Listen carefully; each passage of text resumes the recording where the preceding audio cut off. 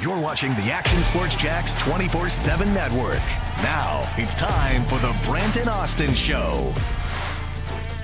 Oh, look at that. Beautiful downtown where you're going to want to visit in 2033 and party like it's something. There you Pittsburgh. go. Nobody ever answered my question yesterday. I was a little disappointed in social media. That was a good question. What do you want the city to look like? Pittsburgh, Kansas City, No. L.A., Chicago? Yeah. No, we're not going to look like that, all right? So don't go there. That was a good question. Apparently not. Chattanooga? No, I'll throw a random one in just because I've been there, and I'll Indianapolis, because I think it's a perfect city where they've got Lucas Oil, Gamebridge, and everything else there. Some shrimp cocktail. Yeah. No clue about that, but I thought it was a perfectly walkable city. That's all they got, man. Indianapolis, by the way, is really like a cool city, but I mean, it should. No, let me take that back. Indianapolis isn't necessarily like a cool city. Indianapolis is fine. It's not really like a cool city. That's my like. This has way more potential, man. They don't have like like I think of Indianapolis, and I think accessible, right? Logistically, really good. Not as better than you think it would be, even in February when it's 28 degrees out and maybe a couple of flurries of snow. Well, we got way more potential than Indianapolis, though. That's fair, especially with the riverfront if they'd yeah. utilize it a little better. Yeah, I mean, I like it because Indianapolis, though, like, when I was there for the Super Bowl parties and everything, I had a good time because it's Midwest. So, like, you know, I get what Nick in the daytime saying where there's a lot of things to do in Indy, but, like, you got to lose that Midwest feeling in Jacksonville. It's going to be a lot more outdoorsy, going to be a lot more beautiful weather. So, yeah, you got to have the nightlife, the downtown, but you also got to have like things to do outside as well. Yeah, and we'll see. It'll be an ongoing conversation until it gets to where everybody wants it to get. Shout out to the Wild Beaver Saloon in Indianapolis, where me and Joe Thomas were on. Beaver Saloon. Yeah, I have passed that many times. Where Joe Thomas was on top of a bar doing the robot. That was one of my favorite memories ever. I feel. I wonder if that's a change. I feel like they've got one of those in Nashville too, and they've got a bowl in there. I mean, there might have been a bowl in there. I can't remember that, Brent. You're right. There is one in Nashville. Isn't there one in Nashville? Yeah. I mean, and it's actually like street level. You can see. It's one of those deals where it's kind of like it almost feels like it's underground. Like you have to go down because when you're on the sidewalk, you can see like right your window level. Oh yeah, you know what I mean? Yeah, I got you. Like you're looking down through. Like you almost have to like kneel down. It's like a basement. Yeah, it's like a basement. Thank you. I don't know why that was so hard to say. You're all good, man. But you can see the bowl in there. I know exactly where it is in Nashville. It's not right on the main strip in Nashville. It's right off a little bit. But yeah, there you go. How about that? I'm not good at remembering that stuff. I was actually pretty proud of myself right there. The Wild Beaver Saloon. I got to go. You know. I always say this. Like, have you been to a saloon around here? Around here, like they got them at Palatka. Ormond Beach is filled with saloons. I might have said this before on the show because I say it a lot to like my wife, but I don't know where I've said it. Like one of these days, I'm getting a designated driver, and I'm bopping around the saloons in Ormond Beach. Like I want to go to the saloon. Like I just want to. I don't know why I want to go so bad. But I want to go. Like, I know there's a bunch of bikers there and everything else. Like, but if you go Ormond Beach, what's that? Like exit, we go down that way now a lot. Like, because going to Daytona, but 273 or something. Nah, I don't know if that's 273. Whatever. I think it's right around there. Okay. And there's like a strip of them. Okay. There's like, there are like 5 saloons. Okay. And we go now. We've been going the last couple of weeks to Tampa, and so we go the back way through Palatka. Yeah, and there are a couple in Palatka, at least one. I think out on 17 on Blanding. Yeah. No, 17, not Blanding. I think there's one out that way. There's just something that feels different about going to a saloon. Yeah, I mean, I've never been to one around here. Obviously, growing up in Wisconsin, man, so we don't call them saloons; we call them taverns back in Wisconsin. Yeah, we do too back home. I've been to many taverns. Yeah, it's the same thing, right? Oh yeah, but it just feels like it's going to be different with the saloon. I got you. Brent's trying to get like a firefighter or something, like the old Midwest days, you know what I'm saying, like the old Westerns. It's funny you say that because I actually have. Yeah, here we go. Tombstone. My buddy just went to Tombstone. Really? Yeah. My buddy Pat. Tombstone? He did a trip. He did a trip New Mexico to Arizona. So is Tombstone, Arizona, or is Tombstone in New Mexico? We got Nick Googling everything today. You got it, man. Arizona. It's in Arizona? And it's exit 268. So he was so excited about going to Tombstone. Yeah. And then I think he said it was a little disappointing, actually. Really? Yeah, I think that's what he said. He loved the movie, right? Sure. So, yeah.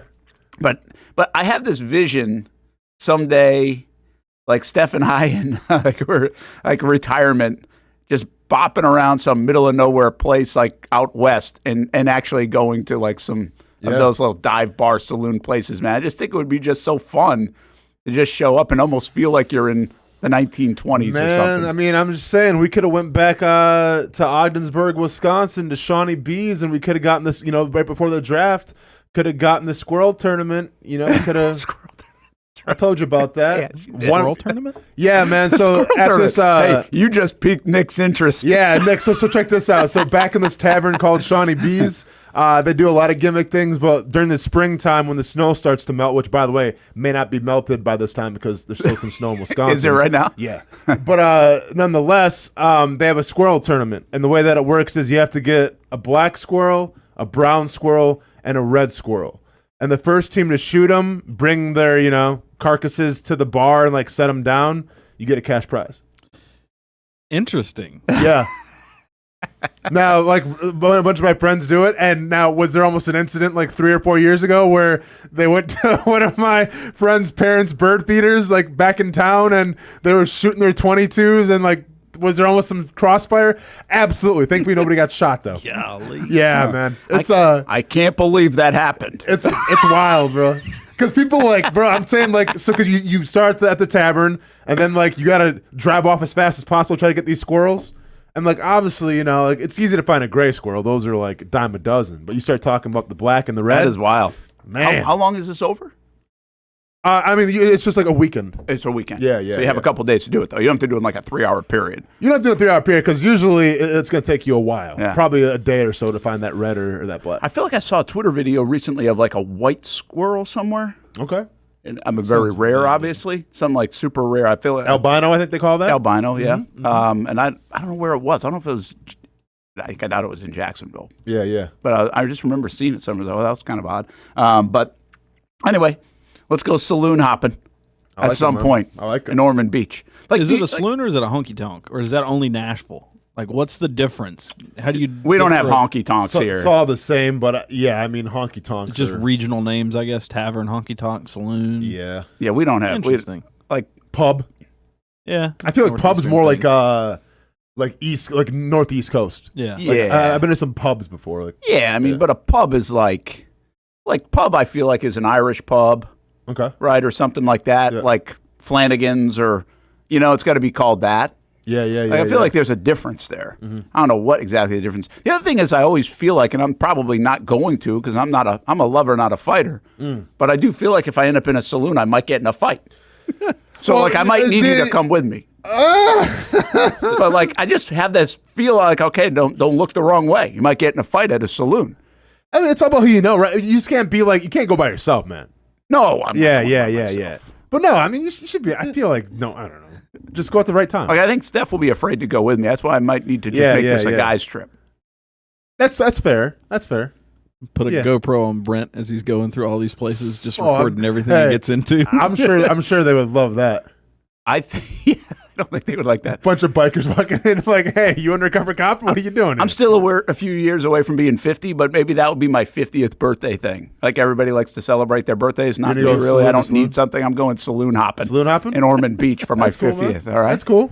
I like that. Here's the other thing I do like about Ormond Beach. You go to a bar here and, you get a little wild and crazy in Jack's Beach. They kind of know who you are now. In Jack's Beach? Well, maybe. There's a chance. Yeah, probably. Right? Yeah. In Ormond Beach, they're not going to know. I got you. You're out of the zone. Yeah. I don't think they get us down there. Yeah. So I mean, they can get us, but I don't think they're on TV and everything. For sure. So you're kind of out of the cone a little bit if you want to get a little wild and crazy. The cone of uncertainty. So, see that? You thought you were going to get the human enigma. Oh yeah. I gave you a little. He's still here. Little Brent saloon hopping. I mean, hey, man. Listen. Set the bar high today. Yeah. I mean, Brent's big reveal. He's getting on a bunch of bars. Like, hey man, that's yeah. Hey, I still believe that was there's a a big- Monday for me. Like when I played in the league. Well, I know gotcha. there's a big difference between going to Jack's Beach and going to the saloons in Ormond Beach. That's what I'm saying. I guess I got to check out Ormond Beach a little more. You got to do it. Yeah. Like they just look the part. What about Daytona? Yeah, Daytona feels a little bit more Bikerish. well during a stretch, right? Well, and we were down there actually during it. It's like holy cow, it's like doesn't stop. Yeah. Some I've been to, it's like you know what's cool about Daytona? Like Daytona, like the boardwalk area. Yeah. You know, it's like it feels like a lot of boardwalk. Feels college spring breaky. Yeah, but old college spring breaky. Sure. You know what I mean? Yeah. Like not even new college spring breaky. Yeah, anymore. you got some busted up flip flops and bra strap just randomly in the corner. Like, where did that come from? Where's the rest of it? What's going on? That might just be anywhere in Daytona. That's But a good point. I don't know. That's a good point. But the other, but around the track, they've really built up. Okay. Right? So they've built like almost like a town center-y kind of thing, like right off the exit. And then, but really the nice part about Daytona, there's a downtown in Daytona. Like, right across from Jackie Robinson Stadium, where the baseball field is. And it's a cool little, like, almost feels like a little Savannah-esque or something like that, where that part's fun. Like, and I don't know about fun. I'm just saying that's kind of nice. I like popping a restaurant or a coffee shop or whatever down there. No, for sure. I've been there a couple times. There's a bunch of wrestling shows back in the day there from New Japan I used to check out. And then also like Rockville, we stayed around there as well when we had to go to Daytona, like the International Speedway for Rockville. I was actually just thinking about the wrestling show. It's April 12th in Palatka, by the way. There's a wrestling show. Really? I saw the sign yesterday on the way home. Do we know the 2 days. promotion? Or is it something like, is it okay? It was like a It's yard not like sign. Okay. Might be like the micro wrestlers, because I'm not going to say the I have no other thing idea. because I'm not going to be, I don't want to say it. But yeah, like the smaller wrestlers. My sister's from like a small town in Massachusetts, or she used to live in a small town in Massachusetts, and they would have like a circus come to town, right? And then I felt like it was backed up by a wrestling show, like inside the circus tent. You know, so it was one of those deals. That's what the Palatka one felt like. I'm not sure. Maybe I'm wrong. It might be bigger. Yeah. Check it out. April 12th in Palatka. We got a little bit of everything on the show. Here's the deal. Hey, Nick, you got those? You got our D'Amico Ryans? Because I got to play D'Amico Ryans. I've been talking about it since Monday. Yeah, it's been a big setup here. And by the way, it's not that great. Oh, you mean you didn't go at him? No, On behalf of Trevor? No, I'll tell you what though, D'Amico Ryans, like I walked by, down at the owners' meetings, you're around, everybody's there. Yeah, of course. And just back and forth, you're seeing everybody. And I walked by and I was like, I think that's D'Amico Ryans. But D'Amico Ryans looks like he's still playing. I mean, he is. And so I was like, I kind of doubled. I was like, well, maybe that wasn't D'Amico Ryans, because he looks like he literally just lined up yesterday for a snap. Okay. I mean, he is in unbelievable shape. I mean, how old is D'Amico Ryans? He's got to be, 45? I'm going to say 41. Oh, no, you're right. Yeah, 40. Oh. He's 40. Missed it by that. So, I mean, I guess he's not that far removed from the league. No. But let's see, when he last played in the league, it would have been, he's been about a decade. Now it's 2015. Okay. But man, he's in good shape. Yeah. He's in really good shape. So, anyway, that's just a side note. Breaking news here on the Brent Austen Show, D'Amico Ryans works out. I mean, he does. I mean, I'm trying to, who's the best, who's like the... Who has the best physique? I mean, Dan Campbell's physically imposing. Yep. Big guy. I mean, Vrabel's a big dude. Yeah, Vrabel, though, can get a little like, hey, weathered by the middle of the season. Okay. That's fair. I feel like he's like, That's oh fair. boy, this job is stressful. It is fair. pretty interesting to see when you take a coach at the beginning of the season to the end of the season. Oh, it's it looks a little bit like the president. I was just going to say, man, it's like the beginning of that 4 years, to the end of that 4 years. Yeah.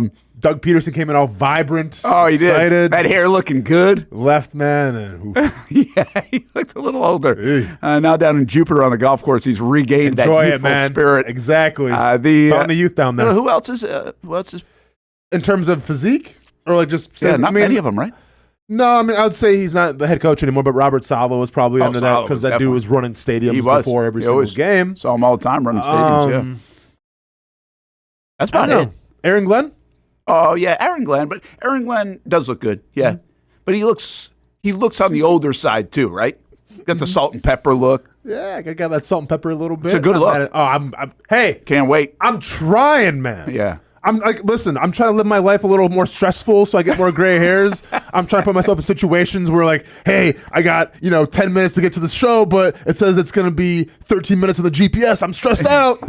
Nothing, man. I'm trying to get those gray hairs coming in. YB400 says, see, even Daytona got downtown from the conversation from yesterday. Yeah, they do. They have one like Augusta, by the way. I go to like Augusta, Georgia. They got this, like, I would call it a cute little downtown, like one road. Sure. I wouldn't necessarily call it a vibrant downtown, but it's kind of neat. Like those are, it's like going to Green Cove Springs and how do the people in Augusta, like, do they embrace, like, do the locals embrace the big events, or are they kind of like, I'm sick and tired of, like, it's like spring break, it's like living in Panama City and here come the college kids for spring break. I think there's probably a mix of it. I think it's pretty. They probably think it's pretty cool that the biggest event in the world is in their backyard. Yeah. And they probably really think so when somebody pays them rent for their house and they move out for the week.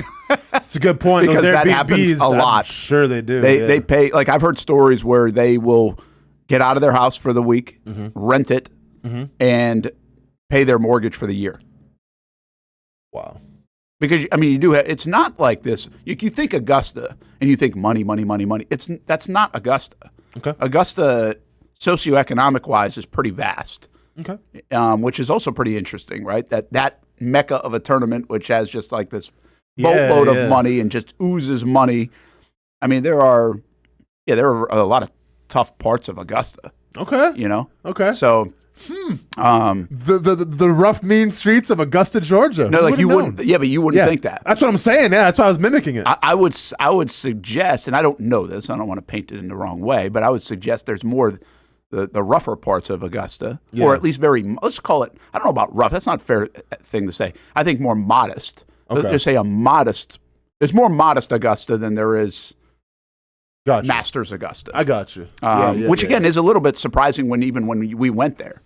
Gotcha. To see it. But I mean, even that strip right outside the golf course is littered with like Motel 6s and Econo Lodges off the highway. Okay. Like then, 5-star hotels. Gotcha. So that's why a lot of people will rent the houses. Don't be hitting on, Motel 6s now, man. I'm not. We're staying in leave one. The light on one. You know what I'm saying? $500 Motel 6. They're going to leave the light on for you, man. They always do. We paid $500 for Econo Lodge one night. Obviously for players, or not players, the Masters week. Dang, $500, huh? Next week is a Motel 6 for $350 a night. That's cheap. That's cheap. And then it's back to normalcy where it's like $70. I mean, there are like crazy. I saw hotels for $4,000 a night. It's unreal. That is called price gouging, I think. Yeah, I mean, we have stayed in a lot of different places, and we stayed outside Augusta too because you have to. But yeah, it's an expensive trip to Augusta. That's why we only stay for a night. Yeah. Get in, get out. Get in and get out there, and we'll do that next Wednesday and Thursday. All right, D'Amico Ryans, before I forget again. Yep. Here he is. I really just asked him about Christian Kirk. Apparently, I wasn't alone when asking about Christian Kirk, and also asked him a little bit about the AFC South. Coach, why did you guys seek out Christian Kirk, and what does he bring to the table for you guys offensively? I've answered this question about 8 times. Sorry. It's all good. Sorry. Christian is an explosive player. Really watching Christian back in his Arizona days, he brings explosiveness, he brings speed, he brings the ability to win on third down. So I'm excited to work with him. How much is the division changing? You guys obviously have won it the last couple of years, but obviously Jacksonville, Liam, and the quarterback situations around the league. How much do you keep an eye on that part of it? Yeah, I'm always watching for what's going on around the league, especially in our division. Like coaches that are being hired, players, acquisitions. So always looking, keeping my eye out for what we have to look, who we have to defend, who we have to try to attack. So Liam is a really good coach. He did a really great job in Tampa with that offense. You can see, some of his creative ideas that he brought to the game to make some explosive plays. Did a really great job with Baker. So, Jacksonville, he'll do the same, with Trevor.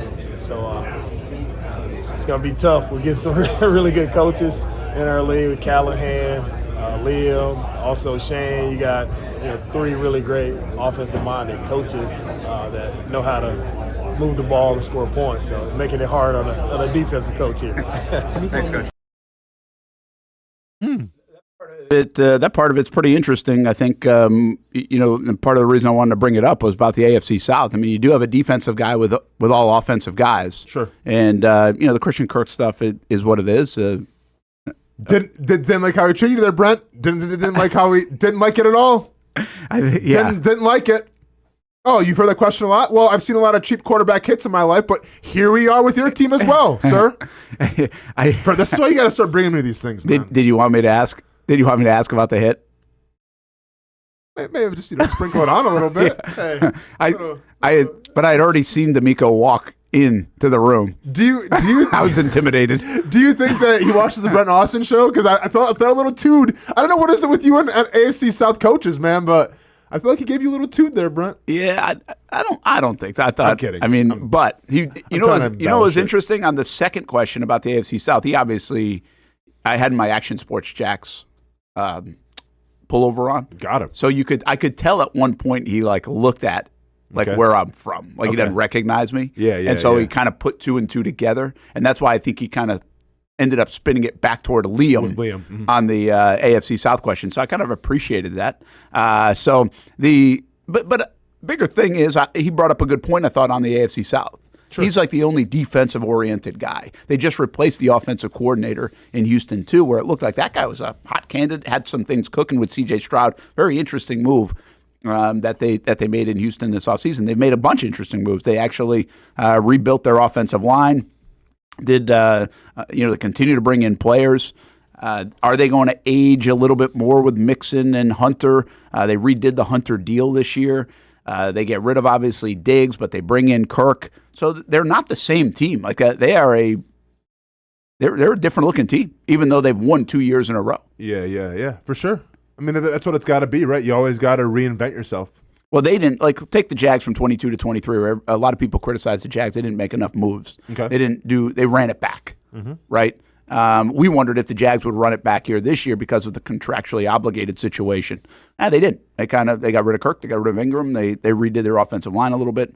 They're definitely doing something. It doesn't feel like the same team. It feels like a lot of the similar parts, and I think Houston feels the same way. So I give them credit, I think, for saying, hey, we got to the playoffs 2 years in a row. We won a division that, quite frankly, isn't that good. We probably got fortunate to win it 2 years ago. Nobody really pressured us last year, and we were able to win it. But we're not getting to AFC Championship games. We're not gaining on the rest of the league. I'll give them a little bit of credit for that, to be able to identify that and still maybe reach for more rather than get complacent and satisfied. No, for sure. And that's the thing where you have to walk before you can run, So obviously in Houston you go, okay, can we win the division? What do we need? Boom, you got it. And now the next step is, okay, can we go on a playoff run? Well, you beat Cleveland 2 years ago, or 3 years ago now it would be. And then, last season didn't go as well for you. So, they're in that tier where it's like you can't make the playoff run yet, but, you're maybe on the precipice of doing it. So if that's the case, change a couple things here, change a couple things there, and let's see what you can do. Does the AFC South stink? Not good. Not good. Is there? I mean, we talk about good divisions, and you got the West, you got the North of the AFC. You obviously have the NFC North. NFC North too. I think the East. Yeah, I think the two NFC worst, East? AFC South and NFC South are the two that kind of stick out as not so great, right? Mm-hmm. And probably will be the same way, although we are probably in for surprises too. You just never know. I think the NFC West it has a possibility of not being great. San Francisco, what are they? Sure. Is there run over? Sure. The Rams good. have overachieved, I think, at times in the last couple of years. Injuries away from maybe not being great. Seattle has rebuilt their own team, and Arizona's just been Arizona. Yeah. So they might be bad. The other thing about the AFC South to me and coaches have brought this up, it's like, hey, you got to be able to stop the run. You got Jonathan Taylor. You got Joe Mixon. And you had Derrick Henry, but you don't have that anymore. Is it still that, I guess, is my point? Is it still, hey, you have to be built tough? The AFC South. You have to be built tough. Yeah, I mean, Jonathan Taylor obviously spearheads that conversation with Mixon. I don't know if you want to sprinkle ETN in that conversation or not. I mean, I don't know. I think that the way the AFC South is constructed now, like you look at Houston, who's the darling of the division, the toast of the town. Yeah, it's mixing, and it's a good dose of mixing, but you still got to respect Nico. You still got to respect him when they had Tank healthy, when they had Stephon. Like, I don't know. I think it's almost a mixture now because Jacksonville, we think of like Travis Etienne, you think of Tank Bigsby, but obviously it's Brian Thomas Jr., Trevor Lawrence, right? When you talk about Indianapolis, yeah, it's Jonathan Taylor, but it's also, I mean, when Flacco was in, they were throwing the ball. They were slinging it. So, sure, you still got to stop the run, but I don't think it was like it was 4 or 5 years ago. Yeah, the Texans in total defense last year, by the way, had six. They were sixth in the league in total defense. Eagles were number 1. Titans actually were number 2 last year. That's crazy. Yeah. And I do remember some surprise statistics there that didn't feel that way. The Jets were number 3. This is yards. Dolphins, Packers, and then Texans. This again, that's yards. Points per game might be a little bit different. But in a lot of different metrics, Houston's defense was really good. So again, it feels when you have, obviously he's a defensive coach in DeMeco Ryans, but it feels like when you can run the football and the division has been a running division overall for the last however many years, and you also play defense, that's like stylistically that feels tough. Yeah. Right? Even though you're right. They're CJ Stroud, and 2 years ago they were explosive as any team in the league in terms of the biggest plays in the game. Mm-hmm. Nobody could stop their big plays, quite frankly. Even Indianapolis, though, with Jonathan Taylor as good as he is, doesn't strike me as tough. It doesn't feel like you're in for a lunch pail game against them. Yeah, I agree. It seems it's more of like, instead of power, you think of more like zone and stuff. I don't know. But I see what you're saying. Like, Taylor, to me, like, is he a physical back? Sure, he can lower shoulder, deliver a hit, but yeah, I mean, I get what you're saying. You don't. Indianapolis doesn't reek physicality. Yeah, they don't. Mm-hmm. And I don't know why. They probably play with more of it than we want to give credit to, but I doesn't feel it. That stuff also stems from their defense as well, right? Because their defense the past couple years, I feel like it's been a little porous. Yes. Even though they've had some great players. So I think when you have the combination of a Jonathan Taylor and that Colts defense, toughness, ability to run the football is kind of like the last thing on your mind. Just to double down on what Houston did, they were 10th in the league, by the way, in points per game allowed, with 21.4, just a shade up from 2023 when they were 21.1. So that's 10th. I mean, and it's a small gap. Philadelphia was 18.1, Chargers 18.5, Denver 19, Minnesota 19.9, and everybody's between 20 and 21. Pretty crazy. I mean, Carolina allowed 31 a game, but go to Jacksonville at number 27. It's 25.6 points per game, which is a lot.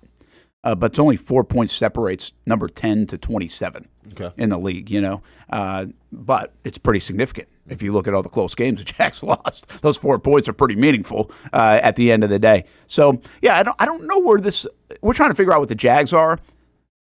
I also don't know where the division is. I don't stylistically usually have a feel for the division. I don't know what that is. I mean, even if you take the AFC North, we think of the AFC North as a very physical division. Correct. But they're actually getting way more explosive. Cincinnati scoring 30-whatever points a game. Baltimore scoring 30-whatever points a game. Pittsburgh, I think, is trying to get – if they go Aaron Rodgers and they bring in DK Metcalf and they've got George Pickens, it feels like they're getting away from that bruising style of ball that they like to play, conservative kind of style. Sure, but keep in mind, though, so with Baltimore – they're scoring a lot of points, yeah, but it's still predicated off their run game, off being tough physical up front. Derrick Henry, Lamar Jackson, and Lamar Jackson is becoming a better pocket passer now as well, but their identity is the ability to run the football.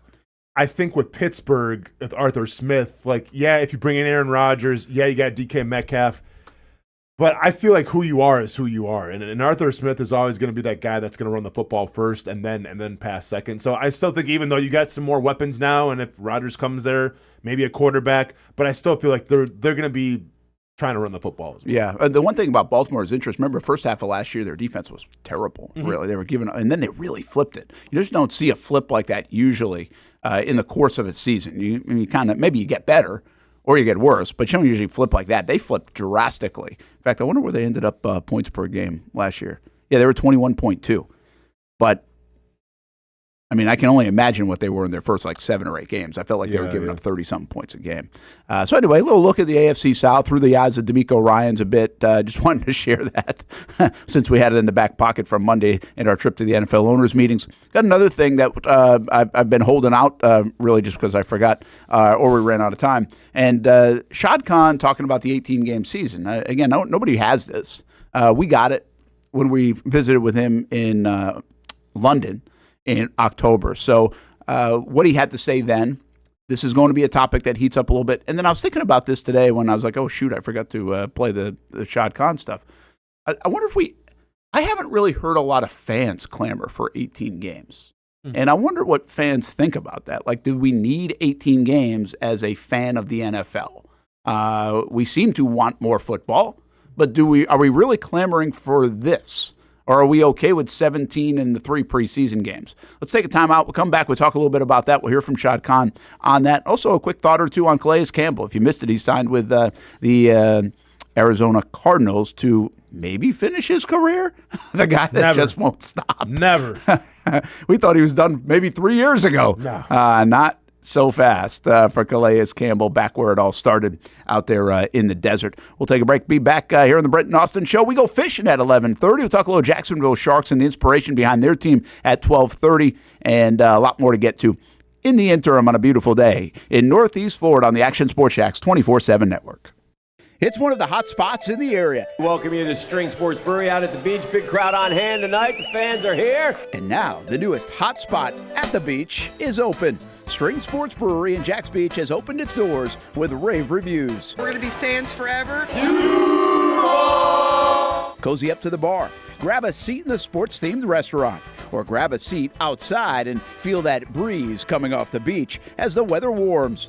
Just like the original location in Springfield, try the popular beer menu and come for lunch or dinner too, because the food is fantastic. We got a special guest in the house. He's happy. He's feeling good. He's Trayvon Walker. It's where we hosted Jags Report Live in the football season, and the String Sports Brewery staff can't wait to host you. Hey, welcome back here to String Sports Brewery. And if you haven't checked out the new location in Jacks Beach, you got to do it. String Sports Brewery, now with 2 locations in Springfield and now open in Jacks Beach on Penman Road.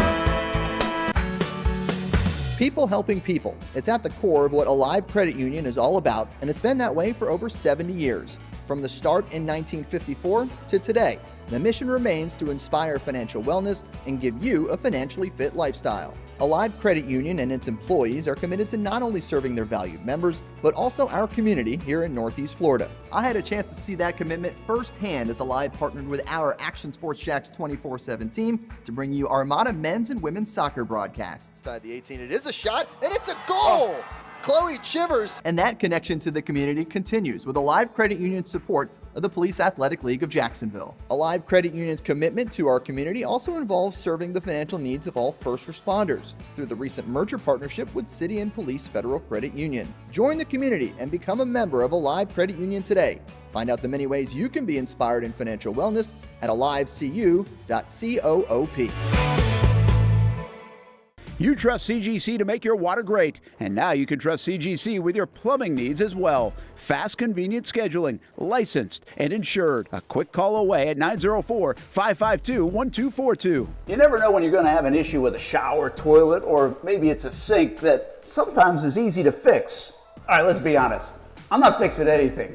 I'm totally staging this because when I have a plumbing problem, I call CGC Water Treatment and Plumbing. Trained professionals, transparent pricing, customer satisfaction. Small problem or even a bigger issue. Right now, you can take 10% off any water heater. The experts with 25 years of experience at CGC Water Treatment and Plumbing can do it all. Call 904-552-1242 or visit cgcwater.com. For a limited time, CGC is waiving the trip charge on all related plumbing calls. CGC Water Treatment and Plumbing, an authorized independent Connecticut dealer. Florida license number CFC 1432579. For the game day hustle and every day in between. Juggling my show, Jags Social, to going under the Friday night lights and a social life, it's a daily tournament. But this ride, MVP status. The all-new 2024 Lincoln Nautilus isn't just my car, it's my personal locker room, office on the go, and VIP lounge on wheels. Let's talk tech. My profile remembers everything from customizing my dash display to setting the ambient lighting and my signature scent. And wireless charging, essential for live tweeting scores. Whether I'm packing for a beach day with friends or heading to the gym, there's space for every passion. After dominating all day, this becomes my recovery zone. The massage feature is like having a personal PT on call. Life's a non-stop game, but with this ride, I'm always on my A game. The 2024 Lincoln Nautilus. Drive your passion. I'm ready to show my hand. Ready to take a stand. Wait on a sign above. And I am ready. 'Cause I just live for the game. 'Cause I just live for the game. 'Cause I just live for the game. The crowns for the tape. I got it. Iconic. I'm built to win. Back to back, I do it again. I'm iconic. I'm one of a kind. I'm iconic.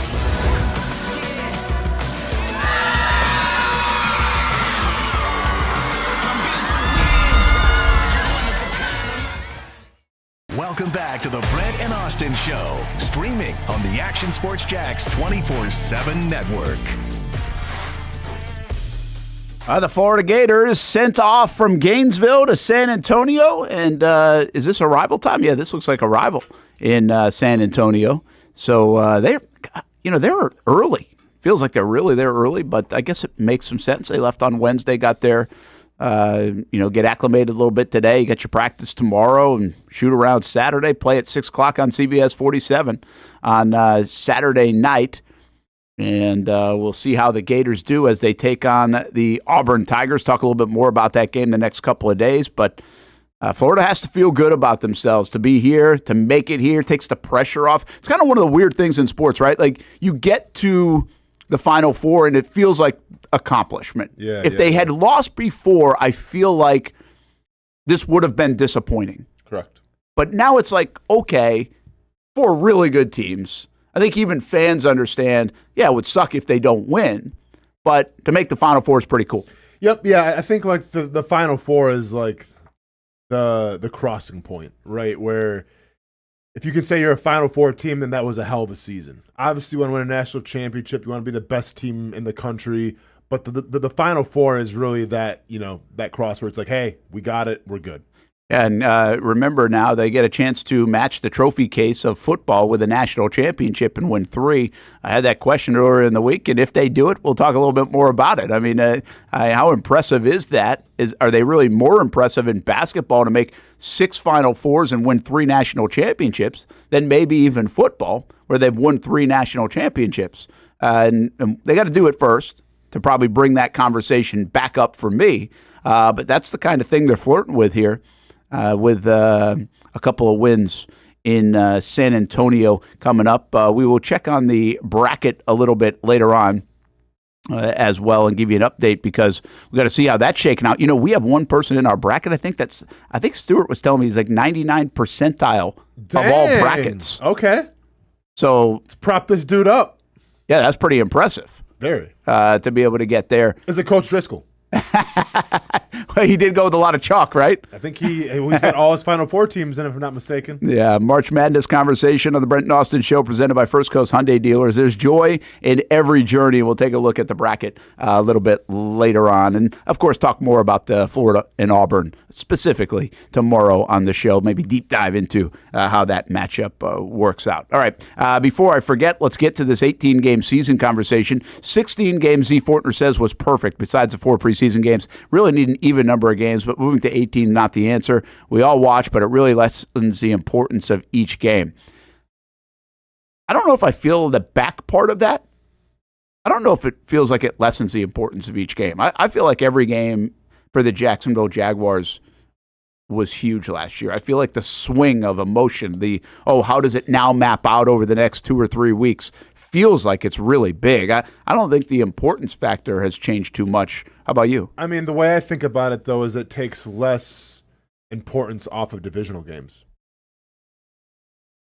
So the 6 divisional games don't carry as much weight because of the more games? They still carry weight, but not as much. You lose it carrying as much weight because you add an extra game against, obviously, an opponent that's not in your division. Yeah, I could see that. And then you could do that. So what do you think? 18 games. I know the player safety. I'm not talking about the football world part of it. I'm just saying from a consumer. So if we go 18 games, are we still going with the same setup where the top team gets the bye? Are we doing all that still, or what's? I think you've got to assume that it will be this new 7-team format, right? Where it's the bye, the other 6 play each other. Yeah. And then you whittle it down from there. Yeah. I mean, it's football, right? It's more fantasy football. It's more gambling. It's all this stuff. Like, I'm not going to complain because there's more football. If we're not talking from a player safety, we're not talking from a morally ethical point. Yeah, more football. Let's do it. Nick, what do you think about this? You've seen your college football world kind of spin around. I don't think you're a heavy gambler. I don't know if you play fantasy football. I do. I think you like the NFL and watching it. So, like, what are you thirsting for more? Are you mad at the 3 preseason games? People were really mad at the 4 preseason games. I don't think they're as mad at the 3 preseason games. But would you feel so much better about it if it was 2 preseason games and that's game on? I wouldn't be mad at 18 games. I guess it depends on the fan base. Most of us here in the city, being a Jags fan, if it's a bad season, 18 is just going to drag. Like, I think you guys said it a lot of times on Saturdays and Sundays, like, this is the longest season ever. Yep. Can it just be over? Mm-hmm. But I don't think it's really a bad thing. And even me and Jason have talked about this on Friday mornings. I don't think the SEC and the playoff format lessens the SEC games. Even if you can get in with 2 losses, it still makes every game from that point on. If you drop the first 2, it's do or die from then on out. If you make the first 10 and lose the last 2, you're at the mercy of the committee.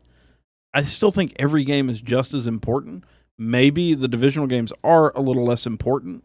You'll have to figure out a way to balance that. Maybe you have to play like one specific division, and then that's going to help sort things or whatever they do in mathematics to sort who's what seed. I don't think it's a bad thing, though. Like, 18 weeks of football is more fantasy football. It's more football just in the fall or into the new year. Whatever. I love football. More football is not a bad thing. And that's just from a viewer standpoint. And sure, it changes as a player standpoint, so on and so forth. But I don't think it's a bad thing. I think it makes everything a little bit better. And I don't know how much this slides the calendar. I really don't think it changes much. Like, if the Jags are going to be out of it by October or early November, I think they're still going to be out of it by October or early November like this year was. Yeah. I believe, now I don't know this, my guess is the structure of the season would just, you're playing now on like Labor Day maybe instead of the week after, because you only have 2 preseason games. And keep in mind, there has been some discussion, and I think it's a kind of a forgotten topic, but there are some proposals out there, at least some whispers out there, that they would eliminate this time of year, April, May, June, in the building, OTAs kind of stuff, and come back in July earlier, like right after the 4th of July, and that's when like your season starts in terms of the off-season conditioning, then training camp, so you're kind of on campus, if you will, earlier than in the past, which means you'll be more ready to start the season on Labor Day. They can slide everything up. And I'm not telling you that's happening. I'm just saying there have been proposals for that to happen. So maybe the whole calendar kind of shifts. I guess I would just say this. Forget about, like, hey, if your season stinks, your season stinks. Or, okay, does the game mean as much? I just don't feel like I am, and I don't really feel like the public is like, I don't feel like there's people pissed off that there are 3 preseason games. I don't feel like, I think in a way some football fans, like the diehard football fan, they kind of like that 3rd game when nobody plays because they can actually kind of deep dive into the player that doesn't get a chance. Okay. I think with the 2, basically everybody's playing 2 preseason games now anyway, right? Starters are missing one of them. And, some people don't even play their guys. But I think there's a football junkie that would be the one answering this kind of question that also kind of likes the 68th player on the roster getting a chance a little bit. Now, I know the numbers aren't as high, and of course, if it was a regular season game, the numbers would be way higher. Sure. I get all that, but I'm just saying that maybe we're just not clamoring yet for it to change. We were clamoring, I feel like. The public was clamoring. I mean, this 4th preseason game stuff is too much. I'm not even sure we're clamoring for a 17th regular season game. I think we just didn't want to pay for the preseason game. Yeah. So I'm not sitting here saying we need 18. I just think it's kind of interesting that the league is thinking about it. Obviously, the economic structure is thinking about it. But I don't necessarily find fans overwhelmingly, or don't hear it or see it, that are just like, oh my gosh, we got to get rid of this other preseason game. We got to have 18 games. No, it just feels like it's more of an internal thing, trying to get to 18 and leading the way. Well, of course, because I think with fans, I mean, we get it. Football is king, and it almost seems like, we talk about it year-round, obviously. That's how we're paying the bills here on the show. Internally with the NFL, it's about making money. Right? Like, fans don't really care about how much money the NFL generates. They know it's going to be a cash cow, but, from the insiders in the NFL who want to make more money, then yeah, we're having games in Brazil. We're having games in Germany. Let's have an 18th game because that's going to be more money, in everybody else's pocket. So, yeah, obviously it's very business and revenue driven. And from the fan base, it's okay. I mean, I guess I can play fantasy football for another week. Cool, but it already seems pretty long, and we're playing games on Black Friday, and we're playing games on Christmas and all this stuff. I guess the question's going to come is how much is going to be enough? Like what's going to be the deciding factor where it's like, okay, I think we've exhausted everything. Let's just put a cap here because everybody's happy, the players are happy. Like, let's go. There is something too, and I think somebody said this in here. Sorry, I don't remember which one, but or who. The 17 games is kind of odd to our mind, I think. And almost subconsciously, it's just weird. It's like I think we like the even number. Like in NBA, we play 82 games. In baseball, we play 162 games. Okay. I feel like 17 games feels different than 18 and 16. Okay, I got you. You know what I mean? Okay. Just the math doesn't math. All right. We're playing a prime number. Okay. Right? Like, that feels awkward. Z. Fortner, all over this topic, says 18 games will lead to more international games, which they need to stop. Guess what, Z. Fortner? They ain't stopping. They're not stopping. I mean, it's growing. If anywhere else, it's growing. And that might really be some of the motivation. So, let's get to Shad Khan. So here's the story. We sat down with Shad Khan about a lot of things back when the stadium approval was going on in London in October. I asked him about the 18 games. I thought it was a little bit more of a relevant topic then. Big picture, it really kind of died down. But we saved this and just to see when it became a bigger issue. And I'm not even saying it's a huge issue right now, but there's no doubt there's some discussions going on this past week at the NFL owners meetings. Here's what Shad Khan, again, in full context, said when I asked him about it back in October of last year.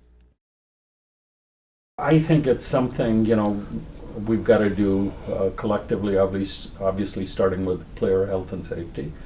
Once you really address it, I think and it really, when you say 18, it's still overall 20 games. It's 2 preseasons, so the number of games hasn't changed. It's like, the actual games are obviously one more, but one less preseason.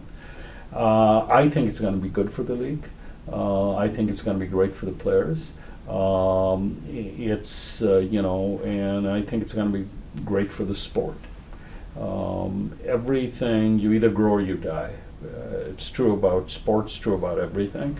And I think the ability to have additional revenue, which about half of that goes to the players, to me, it's really been important that, we do have money for the players, and then the best athletes choose football, okay? And that sustains the game, basically. That's pretty interesting. I didn't know we'd get all that when I asked him about it, but I thought, to hear him say it's great for the league, right? Great for the teams. That's one thing, but he said great for the players, and you're almost like, well, wait a minute, great for the players. I thought it was health and safety, and to his credit, he acknowledged health and safety. That's first and foremost. I love how that's always, and I do it too. It's the prerequisite of everything. Yeah, it's about health and safety. Yeah. Is it though? Is it really about health and safety?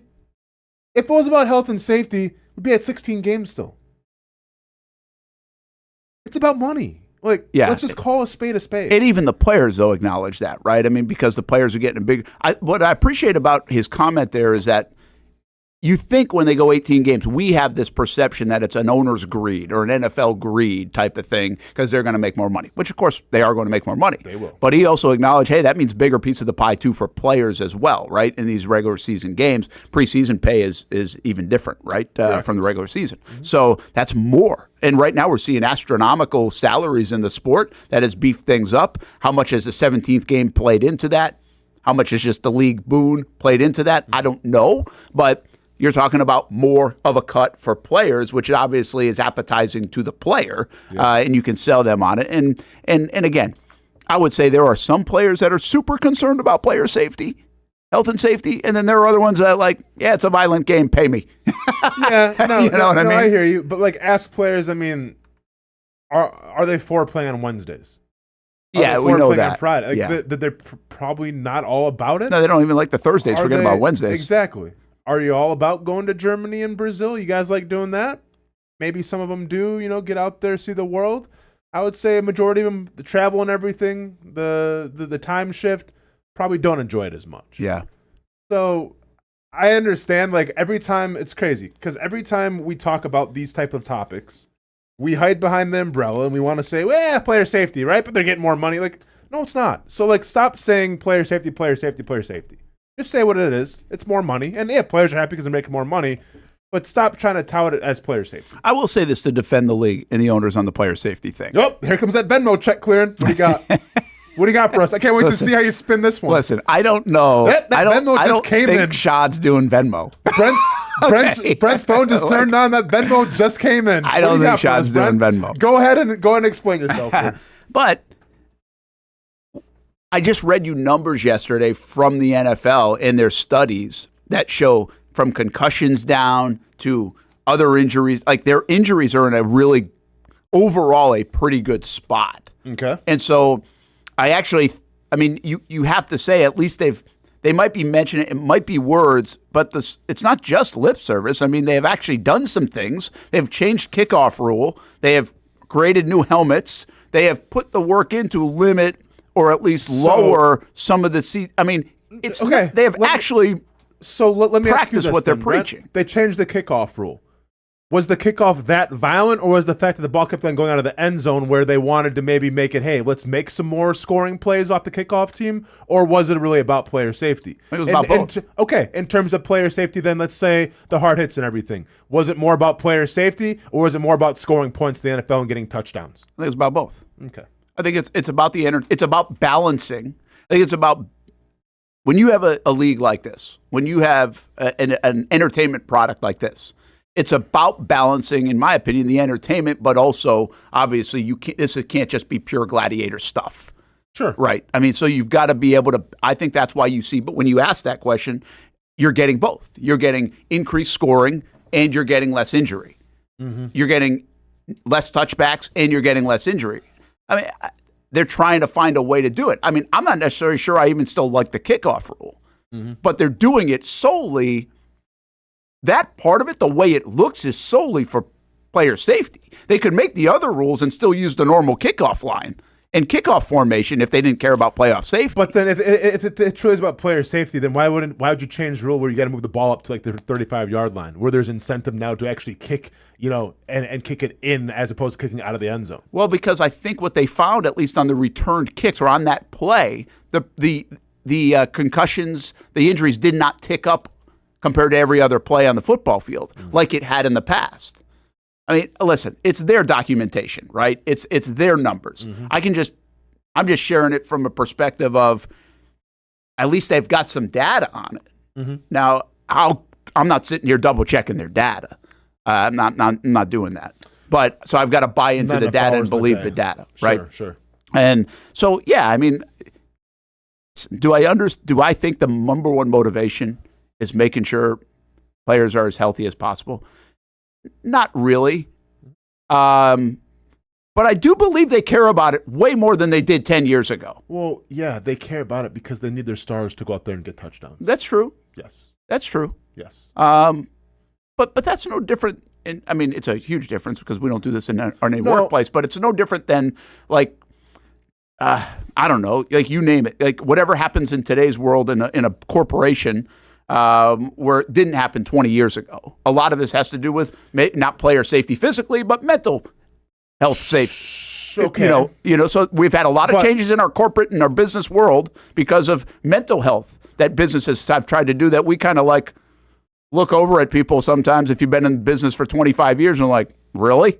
Mm-hmm. Right? I mean, so you're taking care of your employees, but guess what? The CEO and the owner still cares about the money at the bottom of the end of the day. No, without a doubt, right? because it is about the money. Because would it be fair if we're working in this company setting and we have Nick in the daytime, we have myself, and we have you, Brent? Would it be fair that in terms of the rules, even though we're on kind of the same level, we're all doing the show right now, but it's not fair that you get special rules compared to what me and Nick in the daytime get? Well, look at what the quarterback gets. Right? The quarterback, you can't put your body weight on him. You can't hit him below the waist. You can't hit him in the head. You can't even try to swat down a football without getting a penalty. Now, is that because of player safety? Or is it because you're trying to keep the quarterback 100% so he can throw touchdowns? It's up for debate. I think you know where I stand on it. Well, I don't think that one I would debate you on. I think we know what that one is. But we also want that. You want that as a consumer. You want that as a fan. Don't put me in the I want, Brent. You just don't want that as a defensive end. I don't want it as just a play of football. I don't want someone putting their body weight on a quarterback to be a penalty and completely change the game flow of a game. Yeah, I don't want that. I don't want a guy that accidentally rolls because he gets pushed down, rolls into the quarterback's leg, getting a 15-yard penalty for roughing the passer and completely change the dynamic of a game. I don't want that. Yeah, I understand that. You also don't want your fantasy team losing your quarterback, though. Sure. In December. Okay. I'll get Sam Bradford in the waiver wire and still win a championship. Appreciate you. Good ones can adjust, man. The good ones can adjust. So anyway, I thought that was one other thing about what Shad said there, and I know it's now been a couple minutes, but he seemed pretty convinced it was going to happen. Mm-hmm. And this was, again, back in October. This is before this thing even heats up more. It's I think he's spoken like that it will create more revenue. It will create, good. It will be good for the league. It will be good for players. It will be good for everything else. So, and again, this international stuff is probably a big part of this. So you don't lose home. I mean, look at the situation here in Jacksonville. You don't lose that other home game. As you add games, you can still play internationally. But sure, you don't lose the home games, at least the number that you're used to, right? Mm-hmm. I mean, you do, but you really don't. It's a spin, it's a sale, but it's also I'm not paying for 2 preseason games this year either. True. And consumers aren't big fans of that, and we know that around the National Football League. So, fascinating topic. We'll see where it goes. I don't think it's happening tomorrow. I don't think it's happening really in the next year. I think we're still a couple of years away from this. But what will be kind of wild is it could line up with the Jags in 2027, maybe, or 2028, when they open the stadium. But it would be interesting if it added up with around 2027, or if the CBA runs through the end of the decade. So I don't know if they could even do it that quick. They'd have to make some kind of amendment to it, which if they agree on it, they agree on it. But I don't know all the logistics, the mechanics to make that happen. But the Jags, if they do end up doing this in 27, we already think they're going to play an extra game in London, or maybe they could even play a game in freaking Germany, or as the away team or something, in a situation like this. Something to monitor, something to follow, and something that you probably hadn't heard because I hadn't shared it yet from Shad Khan, and I don't think I've seen it anywhere else from Shad Khan, but I've kind of hanging this one on in the back pocket even throughout the week with Shad talking about the 18-game season. Again, that was from London. That wasn't from this week, just to be perfectly clear, from last October. Let's take a time out. We come back. Nick needs some help. Okay. He needs a getaway car. Okay. Is this wedding related? That didn't sound too good. Yes. I'll explain when we come back on the Brent Austen Show. Don't forget to follow along and go to jackspal.org, by the way. The Jacksonville Police Athletic League. You can check them out. We have a partnership here on Action Sports Jax 24/7 Network, and along with the Brent Austen Show, all the things that they do, well, you can see them. Just go to jackspal.org. After-school programs, activities like flag football, boxing, basketball, all the other, baseball, all these other things around Northeast Florida, and probably at a location near you. How you can get involved for your family, or if you just want to make a simple donation, check it out, jackspal.org. When it's time to get a new car for anyone in your family, just remember, nobody but Nimnick, the #1 Buick GMC dealer in Jacksonville. Get the latest price breaks on 2023 and 2024 models or the newest 2025 vehicles in the showroom on Phillips Highway or shop online at nimnickbuickgmc.com 24 hours a day. GMC Sierras, Yukons, and the redesigned Acadias, or get the all-new redesigned line with Buicks. It's nobody but Nimnick, and part of the reason why is this is a first-class buying experience here at Nimnick Buick GMC. You're not just a customer, you're a friend. This is about getting a vehicle that best fits you and getting you on the road, and also helping you and your family down the road. Nimnick has a treating you right guarantee, courtesy, respect, fairness, and most Buicks, GMCs, and Jacksonville's only Car Bravo dealer, nobody but Nimnick. Who has put in the most years and stands behind a better experience? Nobody but Nimnick. GMC, we are professional grade. 2024 provided plenty of memorable moments for the Jacksonville Armada on the pitch, including another conference championship game appearance for Tommy Krasanovich's under-23 men's team.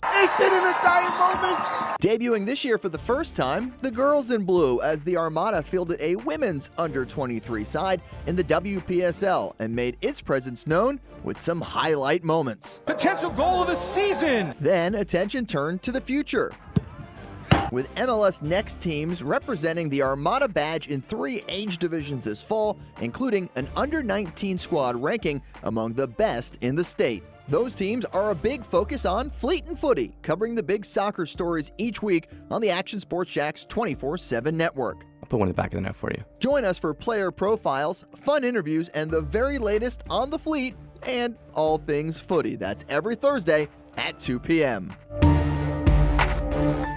I've been telling you about CGC Water Treatment and Plumbing for a long time now. Their drinking water systems remove up to 99% of contaminants. We've had a Connecticut water softener and drinking water system in our home for more than 7 years. You can see the difference whether you're washing clothes, the dishes, or what I like to do most, fill this up for some coffee every morning, and mostly all day. Remember, if you're not filtering your water, you are the filter. Don't be the filter. Save $1,000 or more when you bundle a Connecticut Premier Softener with a Connecticut K5 drinking water system. The experts at CGC Water Treatment and Plumbing will test your water for free and determine your water score. Don't know your water score? CGC will find out and recommend the appropriate Connecticut water treatment solutions so you can improve it. Call 904-552-1242 or visit cgcwater.com. Ask about our 90-day love it or leave it guarantee. CGC Water Treatment and Plumbing, an authorized independent Connecticut dealer. Florida license number CFC 1432579. There's a saying in sports, you can't win them all, but you can win a lot with good folks on your team. Like that one painter, First Coast. It's tough to beat the sun in Florida, so your home fades. It's tough to beat that HOA when they come calling. Beat the sun, beat the HOA with that one painter, First Coast. And it's a good time to do it. Less rain to work around, and painting in mild temperatures is perfect. After all, the paint bonds to the surface so much better. Give that one painter First Coast a call at 904-417-3557 or look them up at first-coast.thatonepainter.com. Fast estimate, guidance on color and HOA requirements, and the highest quality job you'll find anywhere. Be a big winner in your neighborhood with that one painter First Coast on your team.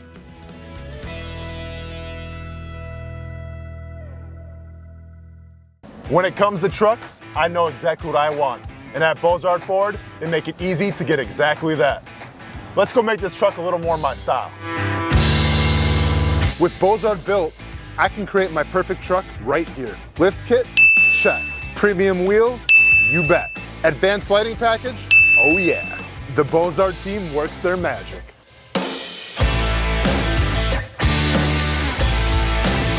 From bumper to tailgate, I'm making this truck mine. It's everything that I wanted and more. From the field to the gym to weekend adventures. This truck's built for my journey. Bozard Built. Customized for your lifestyle, built to exceed your expectations. Check out the inventory and available options at bozardbuilt.com. Unleash your dream ride. Customized, covered, and Bozard approved. Welcome back to the Brent and Austin Show, streaming on the Action Sports Jax 24/7 network. Oh, you like this shot today, don't you, Nick? What else is I supposed to come back with? I don't know.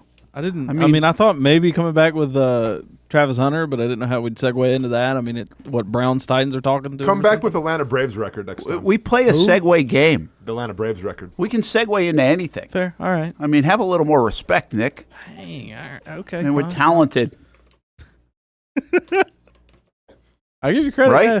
We are talented. You get uncomfortable when I give Nick a hard time. Me? Yeah. No, I'm not. I'm looking up the Braves You're like record. warm, right now. cuddly They're Nick. 0-7. I'm just trying. Where are the Braves now? Like 0-7? They're 0-7. They're 0-7. Good. I actually want to hit on a couple of these things. Blew it real last quick. night in the ninth. You'd love to see it. Ohtani walked them off. Mm-hmm. I mean, it's unbelievable. It's hard to go 7 games at the big league level when you're supposed to be good and lose them all. Do we have a pulse Couldn't check happen on to a Stuart better Weber? team. Stuart Weber, he doesn't care. Isn't he a Braves He fan? is, but your pulse check is definitely handy. Okay. Weber, no, isn't Weber a Marlins fan? No. Oh. No, you're a coworker. Oh, wait. No. I feel like I've talked about it. Coworker. Oh, you guys come up with something else here? Yeah, maybe. You never know. Another game. So the Dodgers are 8-0. Dodgers are getting all this love after Ohtani hits a home run, which is cool, right? Ohtani hits the home run. Yeah. Why aren't anybody talking about the Padres? They're in the same division. They're 7-0. Because you know what the Padres are going to do, though, right? Brent, we've seen this story before. They'll go back down to 500 by the All-Star game. We're good. And by the way, the Giants are 5-1. Mm-hmm. So I mean, since we're going into it, let's go with that Reds check. What are the Reds doing? What are the Reds doing? 2-4. You're fine. The Reds have not scored a run in 19 innings. They're 2-4. 19 innings. They've scored 14 the other day, and then they got shut out 1-0 and 1-0. How many times? My father-in-law is in here this week, so I'm going to be watching a lot of Reds baseball. Did you pick them to win the division again? Just for you. I don't even know who they have. I just picked them. How many times do we get? We got LA de Cruz, but how many times do we have to teach this lesson, old man? How many times, Brent? Yeah, we're going to do it. How many times? Okay. What else? Red Sox finally won. Hey, Rafael Devers, congratulations. Got a hit? He got a 2. home run. Yeah, he's back, man. 0 for 19 with 15 Ks. Baseball. Here comes Rafael. Dude's going to win the MVP. You watch.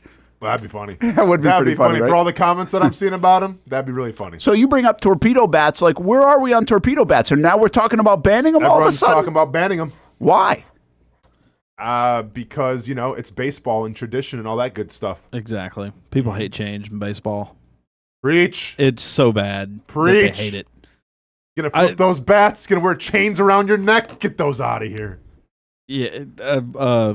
Colin Coward had the right thing. It's like it's at a crossroads where, like, there is good change, but there are people that are still like boo to change, and it's just like you got to stop. Like, change is good. The bat is goofy looking, sure, but if it makes the game a little bit more explosive, it makes it maybe a little bit more fun to watch. I don't think it's the end of the world. If everybody if it's accessible to everybody, it evens the playing field, and nobody can say, "Well, I don't want them having it." We all have it. And here's the crazy thing: like, they're not breaking any rules.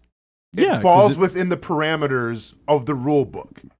And if you're Major League Baseball, what kind of hypocritical people are you? Oh, because, big time. Because when it was the steroid area, I mean, what? Oh, we got Mark McGuire, Sammy Sosa put up big numbers. Just gonna look over here, and I'm not gonna see the needles being injected in butt cheeks. We're all good. But then all of a sudden, when it talks about some torpedo bats, well, those bats don't look like traditional Major League Baseball bats. Get them out of here. Makes zero sense. Do steroids still get injected in butt cheeks, or is there a newer way? Hey, man, I don't know. I should try some. As someone who gets drug tested like every other week, you tell me. Yeah, I have no idea. That would have been man. bad if you answered the question. Oh, actually, Brett, it's really so. What you do here, you go down to your the back row of GNC and you ask for Phil. Phil's gonna hook you up with the good stuff. Like, come on, man. You know I'm all clean. I'm running all clean. You think if I get on steroids? I should. If I took steroids, would anything good happen? Like, can I do anything more than I can do now? Does my voice sound a little better? I mean, probably more money for you, right? Because now you're getting the call ups, right? You're going to ESPN, right? Yeah. I told you this, man. Grow the beard, get steroids for the next football season. But you don't want to listen. You don't like making money, so it's fine. Was the old like shrinkage and steroid stuff true? Hey, man, I don't know. Go ask somebody else that played in the league. I didn't do them. Yeah. I don't know. Do you not believe me? I have no idea, man. I'm just checking knowledge to see what else was going on in those locker rooms. Yeah, I have no idea. I did. Ty was asking to do not steroids, by the way. Careful now. But what do we call it? Creatine. Oh, yeah, right? yeah. And so I remember, like, water weight. So I asked some folks around about creatine because I've heard a lot about it. It's the most like studied one. You know that? It's like the most studied supplement like of all time. Sure. And makes sense. So there's a lot of research on it. Mm-hmm. And I remember Clay Harbor talking to him one time about it, and he like was saying something. So I asked even him about it. I was like, "Didn't you say it's like blah blah blah blah blah?" And so we went back and forth, and he's like, "You should do it too." It's like your whole family should do it. Everybody should do it. Honestly. He's like, even at my age, my mom does it. Does she? Yeah. Interesting. My mom will outlift you right now. But they say like the creatine is good for a lot of different things. It's not just like what you think. It's good for brain is like, function. It's good for just overall health. Yeah, I mean, I did not know that. It's like the miracle supplement. Well, because it got a bad rap back in the day, like when I was in high school. Because me too. Yeah. If you don't drink a lot of water with it, it could hurt your kidneys. Yes. So like there was the thing with that. But that's probably the evolution of a supplement like that, right? You live and learn through some of those things. Yeah. Because when I was a kid, it was. I mean, I say kid, like when I was in high school, even before you were in high school, it was starting to become a thing. Mm-hmm. Like the wrestlers.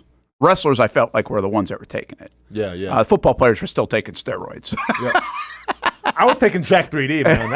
I told those stories. So, Jack 3D got banned, though, real quick. Yeah. Yeah. Here's another thing about steroids, and I'm not promoting steroids here, by the way. I mean, I know it might sound like it, but I'm not. I'm promoting for you to do steroids, But have we ever figured out like, are steroids like really that bad?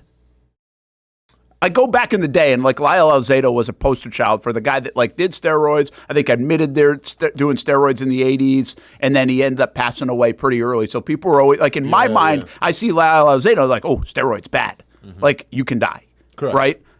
But we talk about all these guys linked to steroids in the late 90s, early 2000s, and now we're here in 2025, and are we seeing any stories of like, oh, well, he can't function, or he lost a leg, or they're killing it on the TikTok game and Instagram game. Like, they're getting influence money now if you're on steroids. Like, look at the dude, I mean, not saying, allegedly, maybe, the guy that Liv featured in the story, the guy in the morning routine. You mean to tell me he's all natural? You mean to tell me washing your face with banana peels makes you look like that? By the way, that kid's from First Coast High School. Oh, yeah, we talked about it. Right. We talked about it. Yeah, that's wild. We got it. I don't think, like, because I grew up with those PSAs too, right? We in gym class, like, it must have been like a prerequisite in Wisconsin where we had to watch this video about steroids when I was a freshman, and like this one dude talked about like, the shrinkage thing, and then he actually lost his leg too. Now, once again, I don't think you can actually lose your leg from taking steroids, but at the time when I saw that, I'm like, well, I'm sold. I'm not doing steroids ever in my life. I don't want to lose a leg. So like that kind of like ingrained in me, like, all right, steroids bad. But now you listen to like a Joe Rogan podcast and they're all hyping it up like, this is where it's at. So, I don't know. Oh, they do? Oh, I mean, so like HGH and like like stuff like that, it's very prevalent these days in culture, I feel like. Just like not sports. Oh, dude, there's guys that I train with who don't compete or anything. Like they just train to stay in shape who are on steroids, and they swear by it. Like, you just feel better. You have more energy. It's kind of like Frank Thomas and those Nugenics commercials. That's how they sound. Yeah. Yeah. I'll be. You wait till you see me in the fall. It's going to be unbelievable. Are we doing this or what? Are you getting a juice to the gills for us with a beard? Oh, that'd be awesome. That would be pretty Come in yoked like Rich Piana. Brand new regime, right? Yeah. New coaching staff, new team, hopefully. New Brent Martineau. Gosh, that sounds like a lot of work. New Brent Martineau. Come on, man. You got this. A lot of work. What? Set it and forget it. It's what? Do you more think than that. Nah, you. Or I don't know if it's on the butt. I don't know what you did. Whatever. You got it. Yeah. I don't know. Just set it and forget it, man. All right. Easiest thing, dude. I'm saying, just do that. Take a walk in the cul-de-sac. Boom.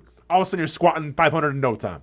I agree with you. By the way, I don't know how. I know now how we got on steroids with the torpedo bat thing. Yeah. Yeah, Joe Milton was traded to the Cowboys. We know, Mr. Hugo. We're talking about steroids. Whatever.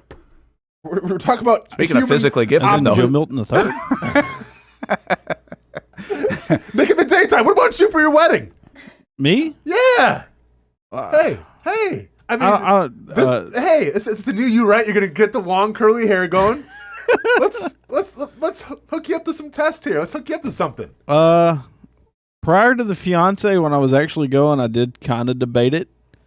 I was drinking creatine daily. Like, I was actually pretty like consistent about stuff and lost a little weight. Okay. New Year rolled around, kind of just forgot about it. I had a trainer that I had to meet with twice a week. I just got tired of seeing him. I was like, I'm done. Well, okay. By the way, you do understand that creatine's not steroids, right? No, I know. Okay. Like, it's a recovery thing. Yeah, well, because you made it sound like, oh, look at me, I'm taking creatine. I'm No, a bad like, my mom's I'm taking just saying. creatine, man. So like, No, I mean, I know what creatine's okay, for. because I had some pretty I like mentioned killer steroids. creatine. And, like I was thinking about it. I was doing creatine for a while. I'm No, like, yeah. Yeah, we were doing cayenne pepper. Yeah. Cayenne pepper. No, like Test, I actually did debate at one point. I was like, I don't know how to get a hold of it, so I just gave up the ghost on it. That's the thing, man. You gotta have your connections. I feel like that's something you don't want to mess around with. Steroids. Well, yeah. Yeah. Like, I'm not just gonna go to some guy on the street and be like, hey, let me see what you got. Like, Yeah. come on. Yeah. Yeah, I think It's like that and like tattoos. Like, you just can't, oh, hey, you do tattoos? I let me don't care. just, yeah. Yeah. Oh, yeah. let's get See you in a one minute. going. Yeah. Some random guy. Anyway, we'll see about the tour. One other thing about baseball, by the way, I think it's fascinating. I always like the early part of the season, and you look in the AL Central. Nobody's a game behind. They're all tied for 2 and first 4, at right? 2 and 4. Yeah, I saw that. Yep. Isn't that a funny thing? Yeah. Like, how long will that last? Oh, Mr. Hugo, I thought Brent's New Year's resolution you were smoking? was to start smoking, to lose weight, and start taking steroids. You were smoking too? Yeah, because I said I think if you smoke, you usually aren't fat. Oh, we were talking about like cigarettes. Yeah. Oh, I don't know. Okay, yeah. Because you don't eat because you're too busy smoking. Smoking. That's cool. Like, it kind of Yeah. tempers your hunger. Yeah. I mean, dude, I would be careful with smoking though, because I feel like, especially with all the stress on Well, the show I mean, sometimes, but- like you'd be outside during the breaks just chain smoking. Yeah. Oh, what's that? We don't get a break into. But that was a little bit on your girl, Who's that? Hall. Oh yeah. By the way, who I says she forgot has about stopped her. smoking. Oh, she's out then. That's so funny. You said Nobody that. likes a quitter. And- Nobody. Nope. I don't like a quitter, Brent. You gotta have that strong stick-to-itiveness mindset. She don't got it. This You're out. was literally a conversation on the drive down to West Palm Beach Sunday with Stuart. Yeah. He's like, "Did you see Hall has stopped or is quitting smoking?" He's like, "Austin's not going to like her anymore." Hated it. And I was like, "Yeah, I don't know if I think he still might like her." Hey. Like, nope, I guess not. No, your coworker. Stuart Weber does. Stuart Weber knows me. Hey, let's get Liv in here. Liv's list. She's going to get down to Bozard here in a little bit, and we stop her. Oh, boy. What do we? Oh, boy, man. you got to fix the camera. I mean, you had all commercial break, Liv. I mean, you got to just make sit sure over you there. look. We go to the 3-shot up here if we need to. Nick, asking a lot of you, Nick. Can you get the 3-shot? I don't know if I set that camera right. I think we're going to have to because I can't get the camera for her specifically up, so it's going to have to be the 3-shot. 3-shot it is. But it's going to be the one from the other side, not up here. What's this one not working up there? No, when you guys are live, something's changed. I don't know. I've been out the loop on some Brent. stuff. Hey, Brent, what's going on here, huh? Because this has been like 2 weeks now, and we've been all over the place. And I don't want to say anything, but I've come to the breaking point. Hey, Brent, what are we doing here? You know? I don't know. Do I need to switch seats? You gonna take ownership, or what's going on here? What about this? I tried. Let's see. I'm not. I don't know what's going on. I really don't. Like, the only thing I can come up with is I feel bad for Trevor Lawrence and quarterbacks that have Right. like a few different play callers or too many voices in their head. Or just drop balls all over the field? Yeah. Or just drop I mean- balls all over the field? I mean, sooner or later, you can only go up here and take so many bullets. Before you just start calling people out. Like, how do you do this? I know. Hey, you're a better man than I am, Brent. All right, here we go. It's the back of your head, so it's not going to look good, but it's something. Yeah, let's see. It's Let's see what terrible. it is. Yep. There you go. Oh.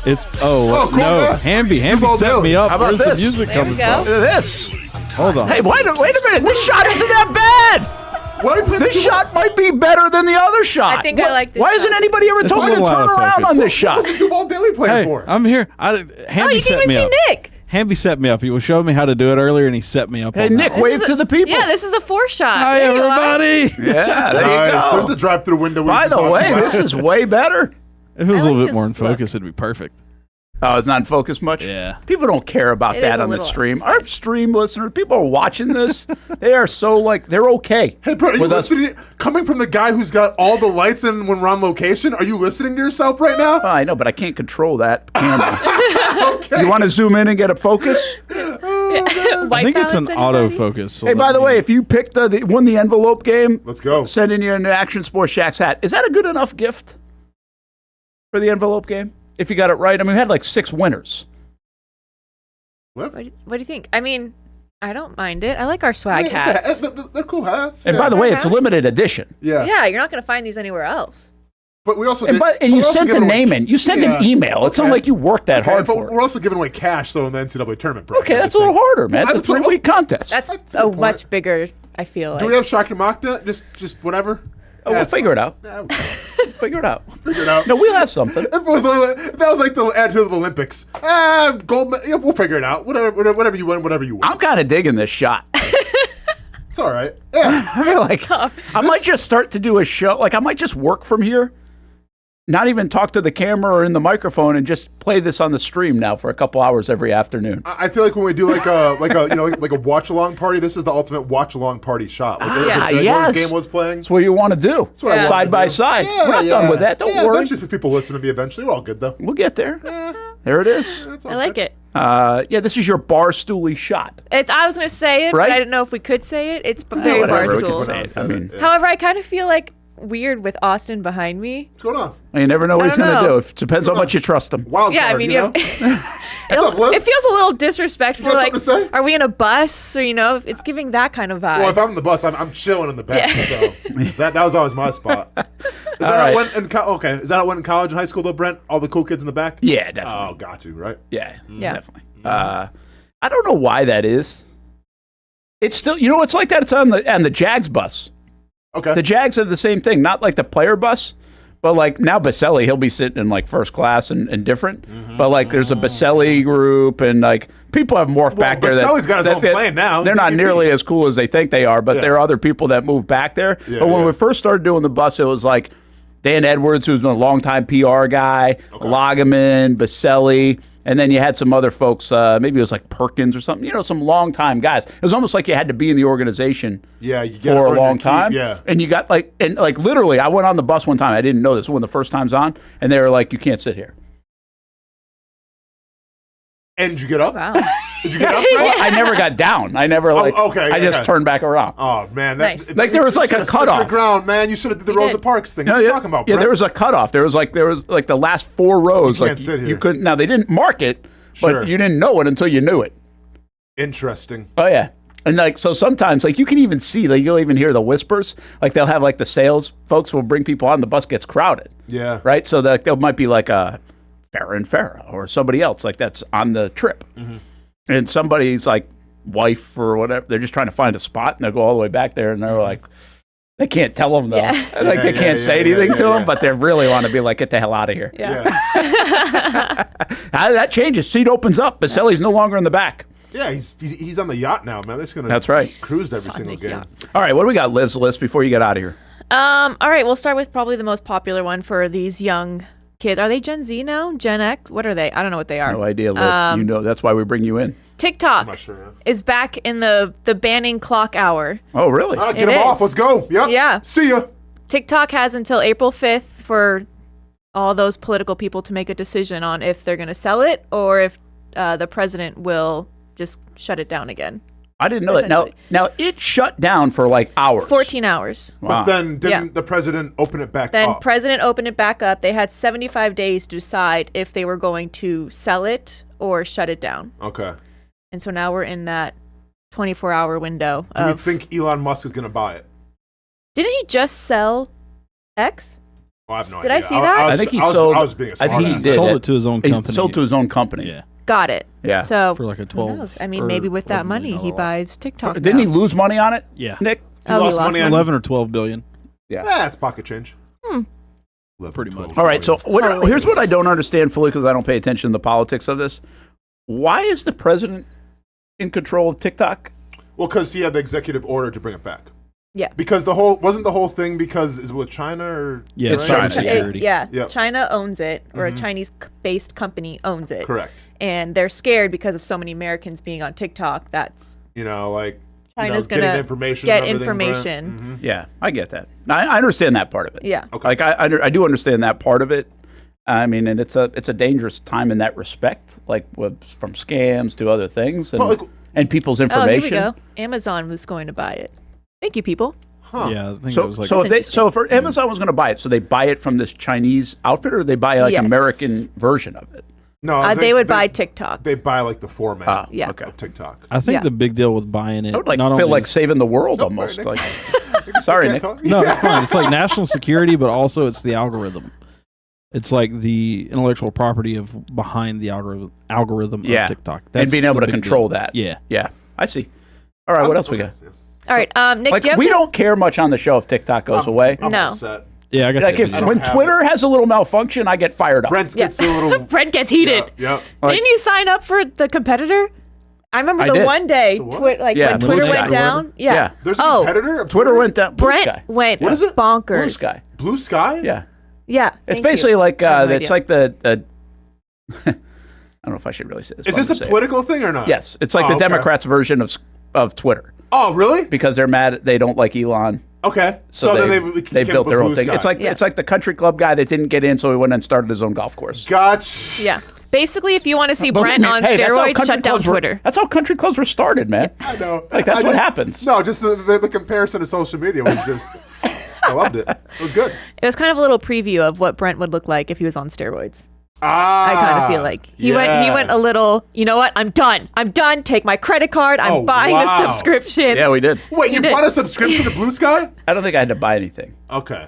Oh, did you? I don't think I I'm bought like, anything. how's that working out? No, I didn't buy anything, but see. I am on Blue Sky. I've never used it. Since Twitter's been working, Brent But- has never been on Blue Sky. Well, the problem is we can't go live. We don't think we can go live yet on Blue Sky. We are going to do it. Like there are people who moved over to it. I mean, it's a growing platform. Oh, it's just like Twitter. It huh? literally looks Exactly. just like it's Twitter. one of the Twitter founders. Shocking. Here, yeah. Well, I see Mark Cuban's big into it, I guess. Yeah.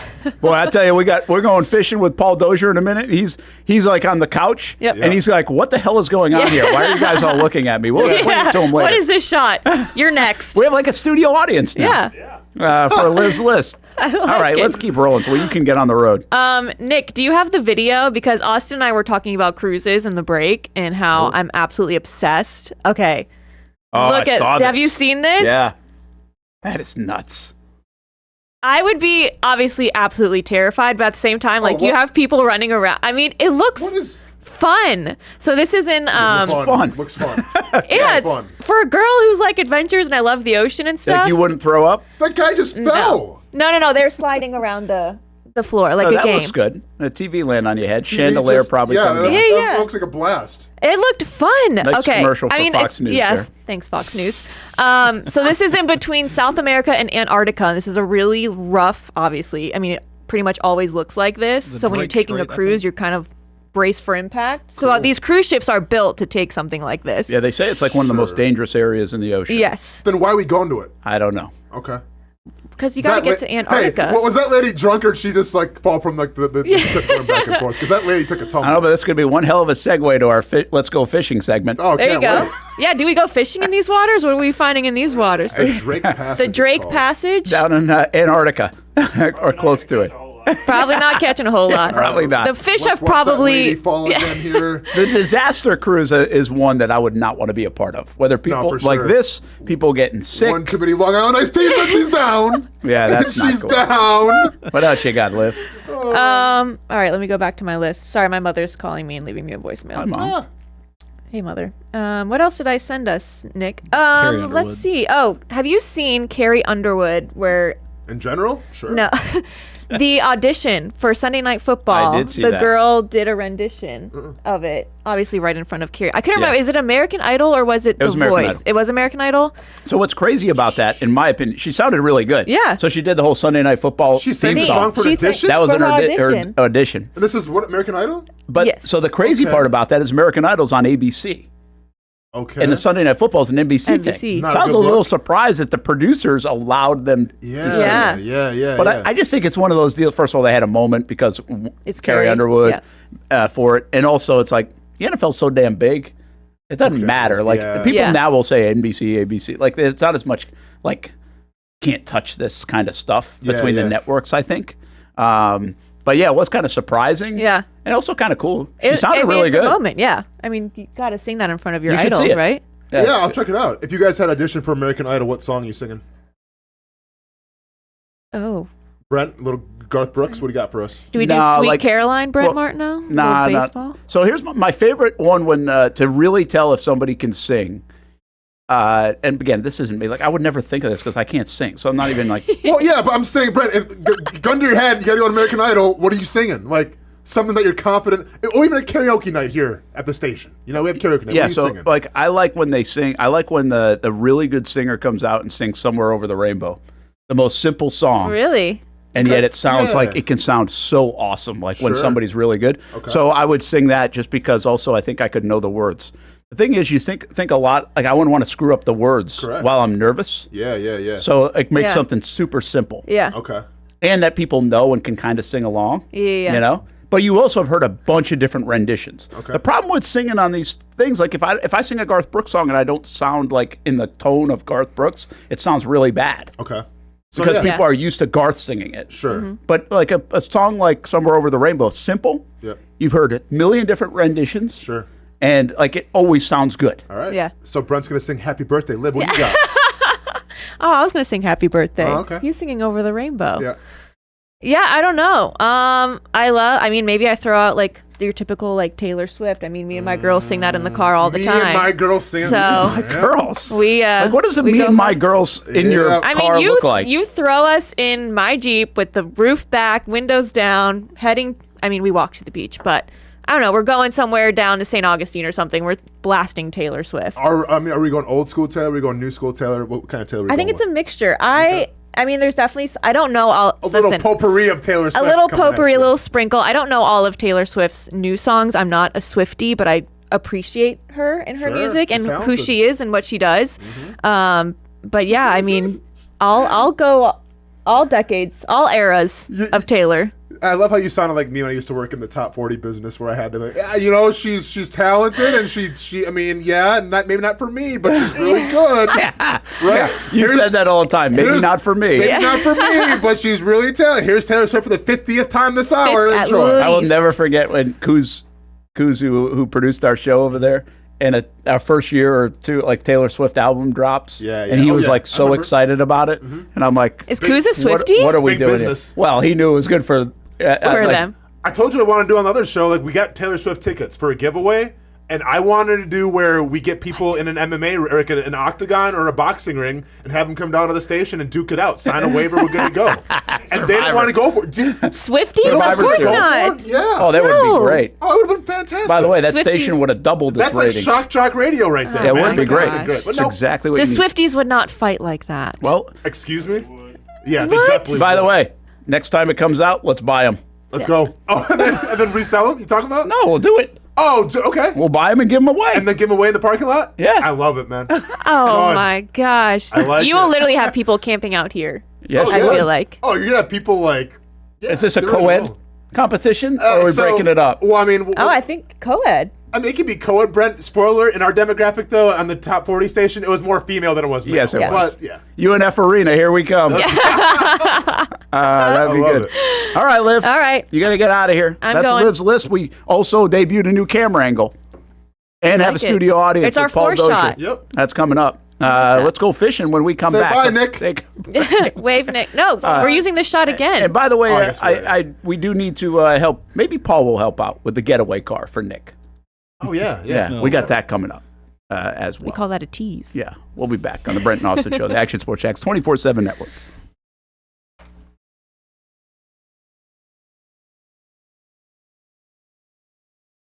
Most of us know how to throw.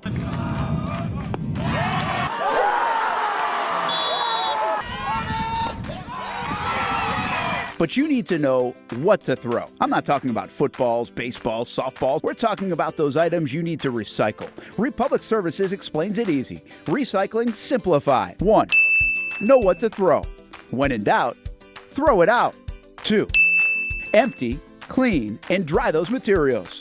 It takes an extra minute, but it makes a big difference. And 3.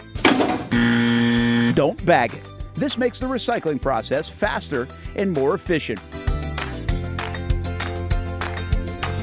This is a look at the Republic Services North Florida Recycling Center. You can make this process even more efficient. By utilizing those 3 steps, Republic Services can help you become a better recycler in your home. Learn more at recyclingsimplified.com. for the game day hustle and every day in between. Juggling my show, Jags Social, to going under the Friday night lights and a social life, it's a daily tournament. But this ride, MVP status.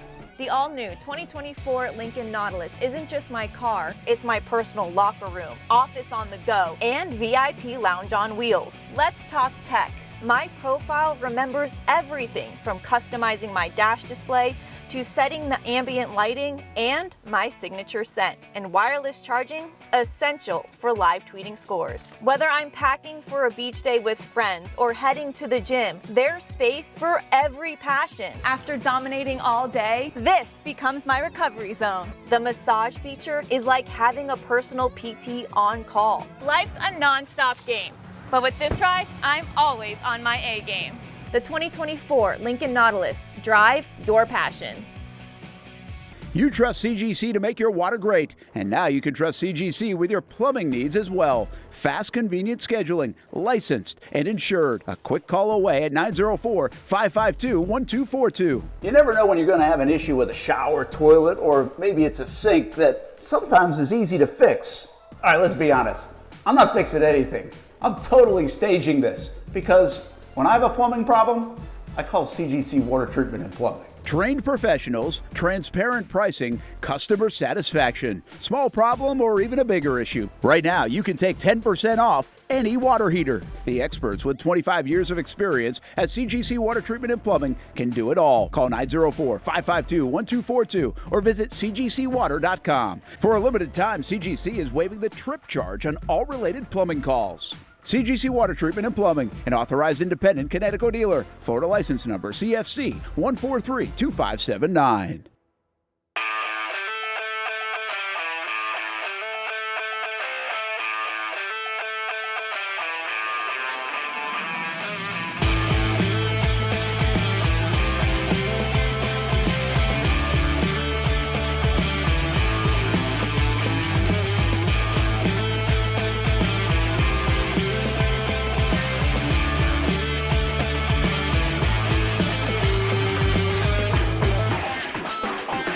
I'm Action Sports Jack Stuart Weber. Join me and the Crohn's and Colitis Foundation for Jacksonville Take Steps at Memorial Park on April 12th. This event is dedicated to finding cures and raising awareness for digestive diseases. Register now at actionnewsjax.com.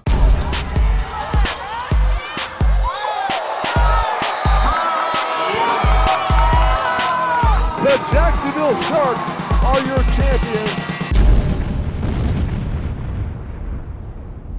It's one of the hot spots in the area. Welcome you to String Sports Brewery out at the beach. Big crowd on hand tonight. The fans are here. And now, the newest hot spot at the beach is open. String Sports Brewery in Jacks Beach has opened its doors with rave reviews. We're going to be fans forever.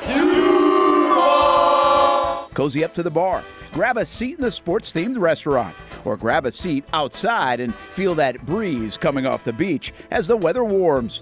Just like the original location in Springfield, try the popular beer menu and come for lunch or dinner too, because the food is fantastic. We got a special guest in the house. He's happy. He's feeling good. He's Trayvon Walker. It's where we hosted Jags Report Live in the football season, and the String Sports Brewery staff can't wait to host you. Hey, welcome back here to String Sports Brewery. And if you haven't checked out the new location in Jacks Beach, you got to do it. String Sports Brewery, now with 2 locations in Springfield and now open in Jacks Beach on Penman Road. Welcome back to the Brent and Austen Show, streaming on the Action Sports Jax 24/7 network. Oh, there we go. The big winners from the Wahoo Shootout. We've been giving you an update each and every week. Well, now it's in the books for a couple weeks, even when Paul was in here last Thursday, and then they had their big awards dinner, and those are big smiles because that's a heck of a win and a heck of a get, including a big boat as well. Welcome in Paul Dozier. Our Let's Go Fishing segment here, presented by Nimick Buick GMC, Brent Martineau, Austin Lane, Paul Dozier, Nick in the Daytime back at it as well. We got some wedding advice potentially for Nick coming up, and everybody has to contribute. But let's talk some fishing first. Those guys hung on. Yeah, they never got clipped. I mean, they probably had some sleepless nights trying to think they were going to hold on to that thing, right? Definitely a lot of sleepless nights. And those guys, we talked about it last week, they got beat 2 years ago on the last day at the last weigh-in. You were there at that weigh-in. Those are the guys. Those are the guys that got beat. They got beat, yeah. Wow. Good for them. A little bit redemption. A little redemption, yeah. Yes, very sweet, very sweet. And they didn't believe it was over until the last fish was weighed. I kind of, you have to send the pictures in, and I told them, I said, hey, I think you're good, man. And then we weighed in and had a little snafu at the end with the scale. And, oh, really? And some guy didn't communicate properly. And I said, well, I still got one more fish to weigh. He's like, oh, you got to be kidding me. You're killing me, man. Hey, you know what you should do? You should have this tournament end on April 1st. We have. But I don't have the heart to screw with people like that. We'll get to what else happened. So let me just get their name in. Zach Wilson, the Bigger and Better crew. Right. That's who did it. That's really cool. I was listening to you guys talk about how I think that other year when I had gone out there, they kind of thought they had it, right? And then they got clipped. And so this time around, you were saying, no, they're going to wait until the finish line. Right. I'm not going to get excited about it at all. Yeah, I jinxed them. Well, they jinxed themselves a little bit, scheduled a party bus for the awards party. That's right. I jinxed them, and I scheduled the polygraph test because we do polygraph the winners, so I thought I was already scheduling the polygraph test. Well, in both of our defense, the last 5 or 6 days of the tournament, the weather looked like it was terrible. Like, it's going to be too rough for anybody to go. And then the last 2 days, the weather changed.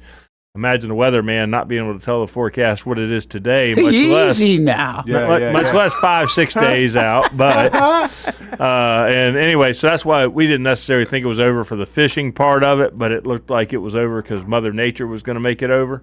But then they had some bad luck. But. By the way, the camera's right there, and Austin and I's face both went. Oh yeah, I was gonna say let's not bury the lead off. Yeah. So a polygraph test. Mm-hmm. What goes into that? Is it like an independent? Like, how does this work here? I hire a company. The office is off Gate Parkway. Okay. Actually, it's off JTB and Belford. I think it doesn't matter, but a local company, and we've always polygraphed the winners. Just to keep the honest man honest. Never had a problem. Okay. I knew we didn't have a problem. It would be very difficult to cheat. You have to take a picture on the water with a time and date stamp with a boat number we give you. Mm-hmm. And if you send me a picture of a 40-pound wahoo and then come weigh a 100-pound wahoo, I'm going to be able to tell that's not the fish, So it's hard. It's going to be hard to cheat. But with an extended formatted tournament, why not? No, of course, man. I mean, especially with such high stakes. Yes. Brent, you know what this means now? We got a new segment because I'm about to find out how much those bulky checks are really clearing in your account. So Paul, we need the information from you. Yes. With this polygraph how much is a polygraph person? We need them in every month. Yeah. Let's go and go half seas. Go half seas, Brent. Yeah. That's wild. I didn't. Is that common? Where'd you come up with that? No, it's very common for larger fishing tournaments. Yeah. Well, when we first started this was like the first tournament of its kind where there was an extended format and, where you have 50 days and somebody says, well, how do I know that Austin's not going to go fish 10 days and then just weigh his 2 biggest fish? Well, again, you have to declare the night before. But there was a lot of skeptics at first, and this is 15 years ago.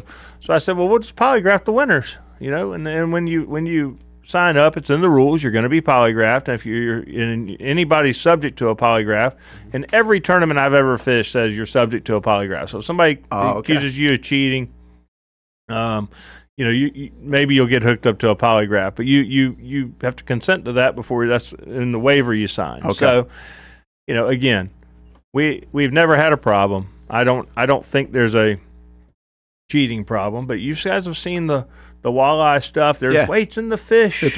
So did they have a polygraph? Is that how they figured that out? I don't think so. I don't think so. But there's weights in the fish, and that's one of the questions. I've never had a polygraph test.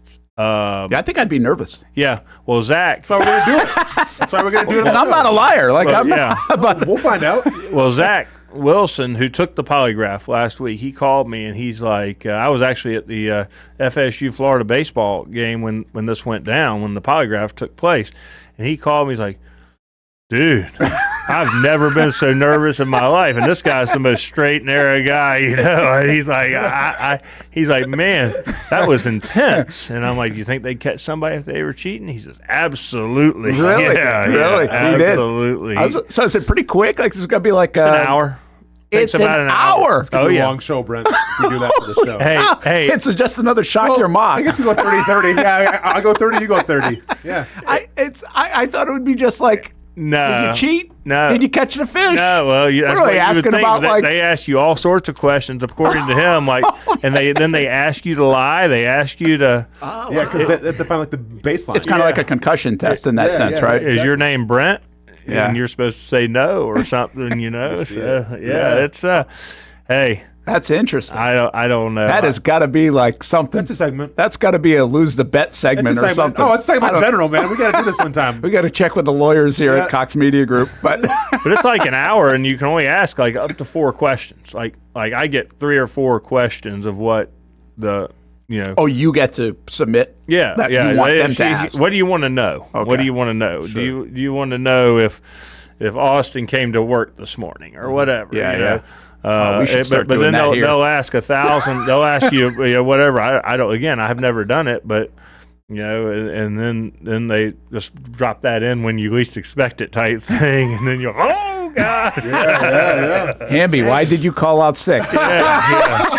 Well, it can't be. It can't be, Hamby. Why did you call out sick? It has to be a yes or no, black or white type thing. It's not it can't be sub. It has. You can't go on and on. Yeah, of course. yeah, right. Good right. point. Did you really not see the video in the Google Drive? Yeah, there we go. Yes or no?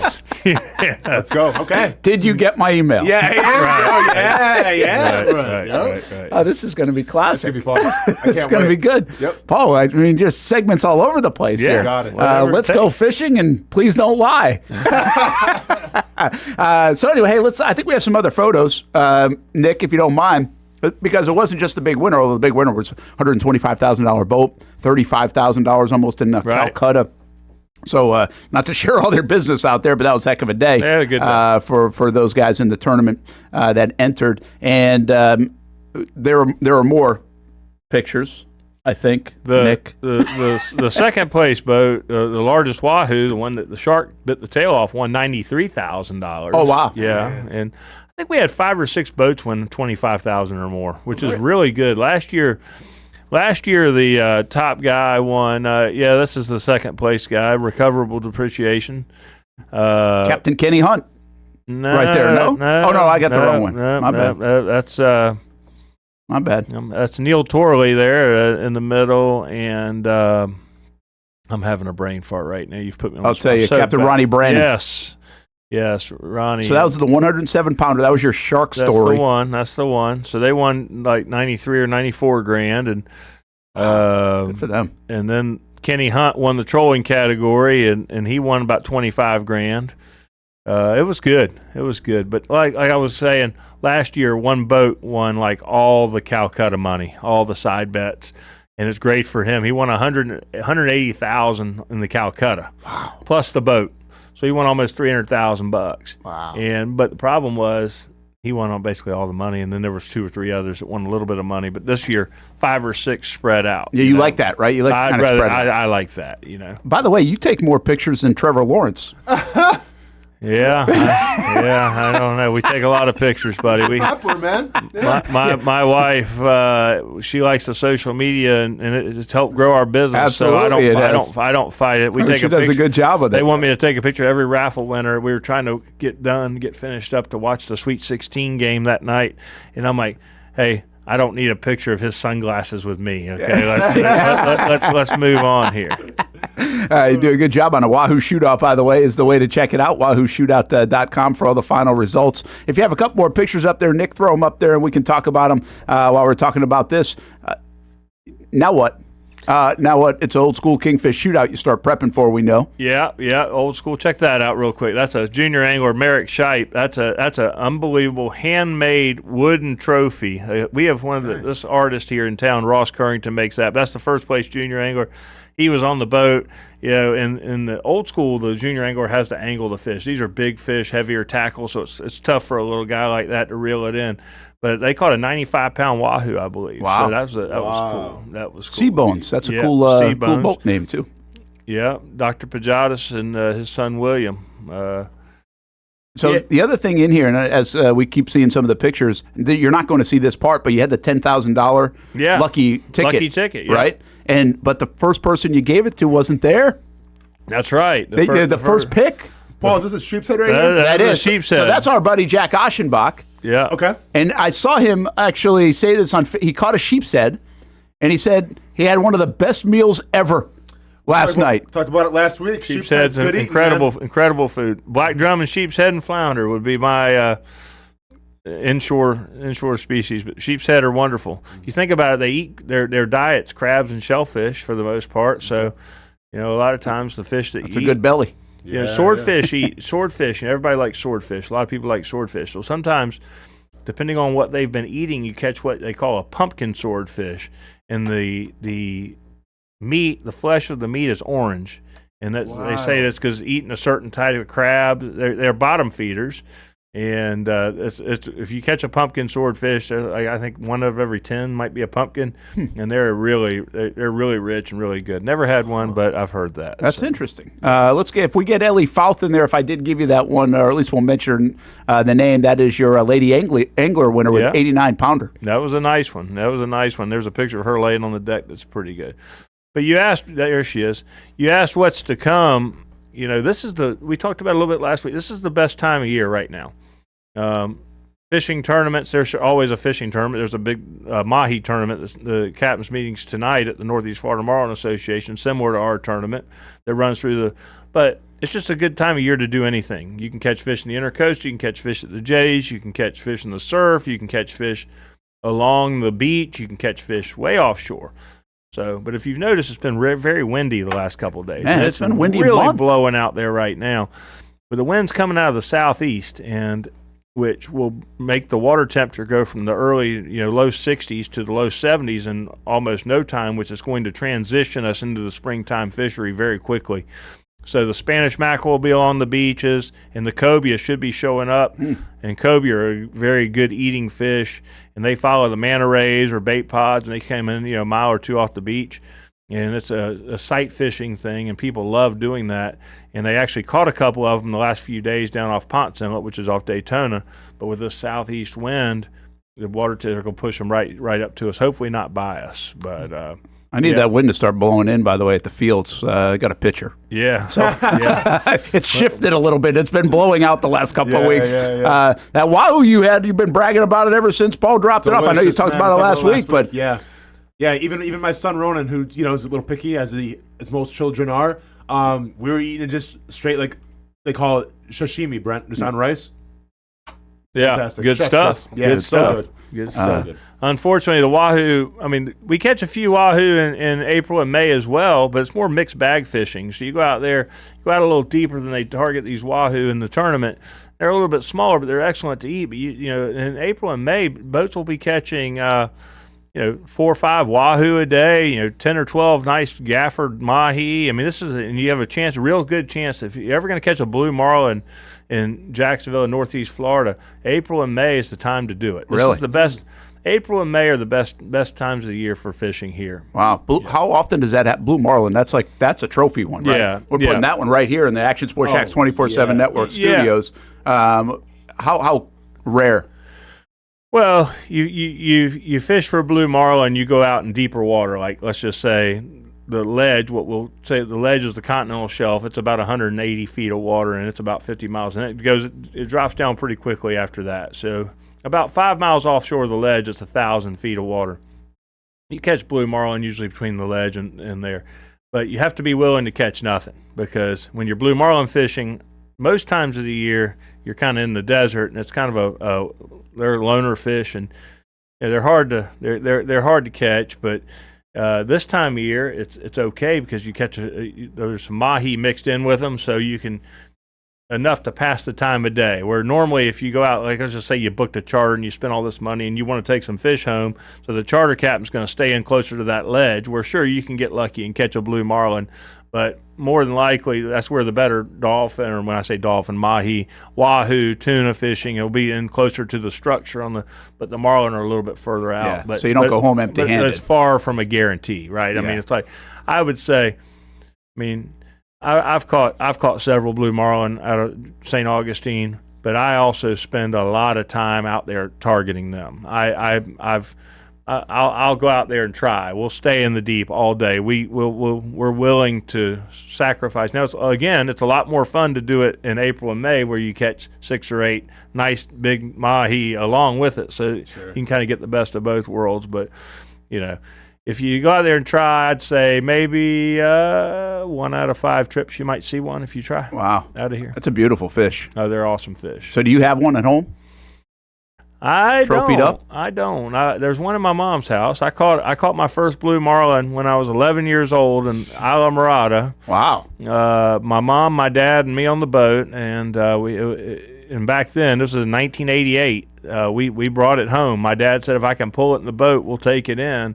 And it weighed 142 pounds, and it is still on the wall at my mom's house in St. Augustine. And I caught it on a 15-pound test line trying to catch a little schoolie dolphin or mahi on a little tiny ballyhoo about 4 or 5 inches long. Elephants eat peanuts, right? We weren't even. Let me just tell you, I've done a lot. I've done a lot of fishing since then. That was a fluke, and sometimes stuff happens, and we'll take it. But the fish came up dead anyway. You fight a big fish on light tackle, takes a long time, and it was spent, so it wasn't going to make it anyway. But they ring you up for bringing in a 142-pound blue marlin these days, buddy. I bet they do. Yeah. Sounds like a hole-in-one in golf. Yeah. Hey, oldschoolkingfish.com. That's the next tournament coming up, obviously, this summer, so get your eyes on that one.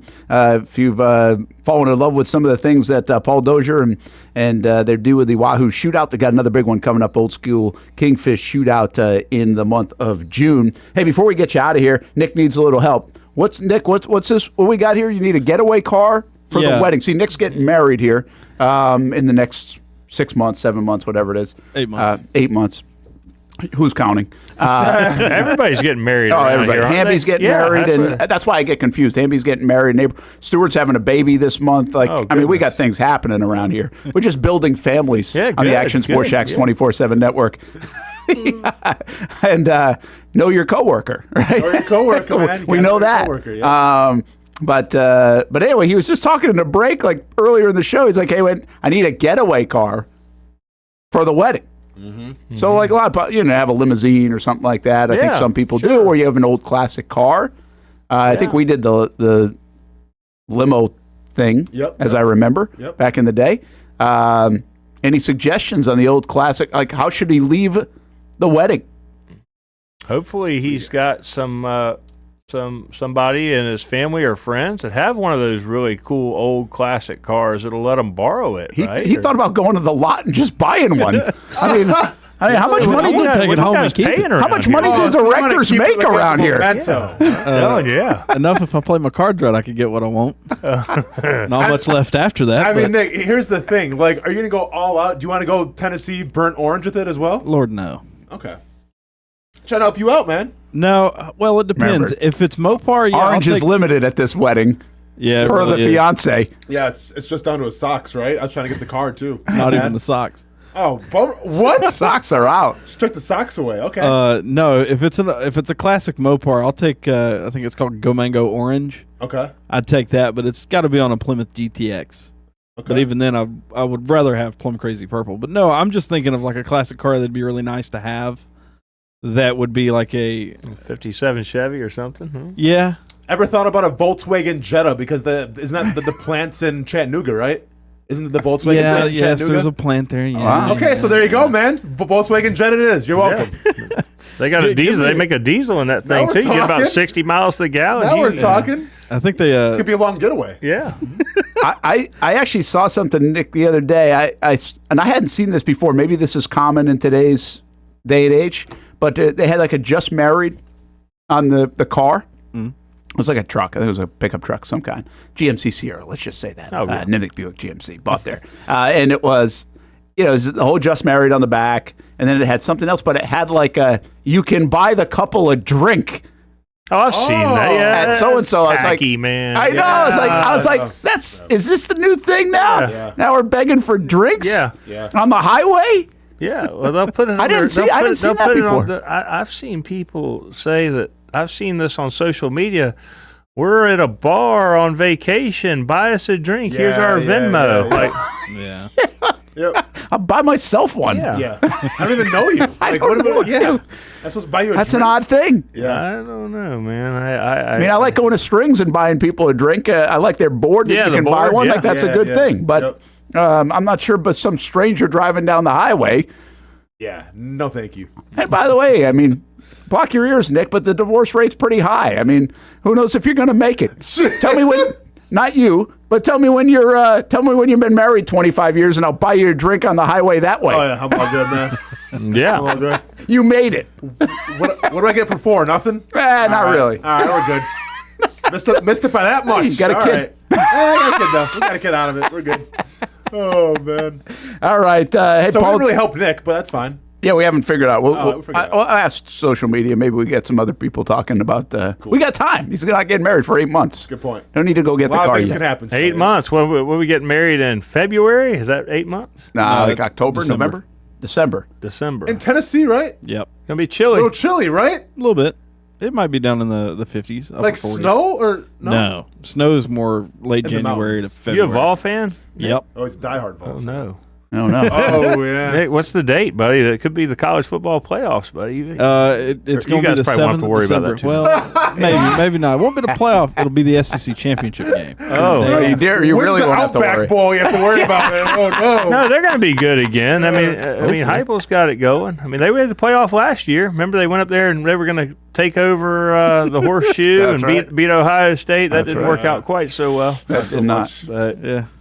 Big Orange gets so far and then gets run out of town, it seems. they beat the Gators. Billy Napier actually beat the Gators, but that day. But Yeah, if he'd have played, what's his face? The quarterback. If they'd have played him instead, Lagway. well, We'd have lost that game. I got no issue with them playing Mertz, but when you're going to run a quarterback run from the half-yard line, you have a 240-pound thoroughbred on the bench that plays anyway, and then you run the I mean, Graham Mertz isn't a little guy. I mean, he just dropped the ball. I mean, he didn't drop the ball, but whatever. There was some goofy play calling in that game, though. Yes, there are a lot. I think at the end of the first half, ran the ball down their throat the whole end and run an end around on 4th and an inch again with a 240-pound quarterback. I mean, Gators win it all. What do you think?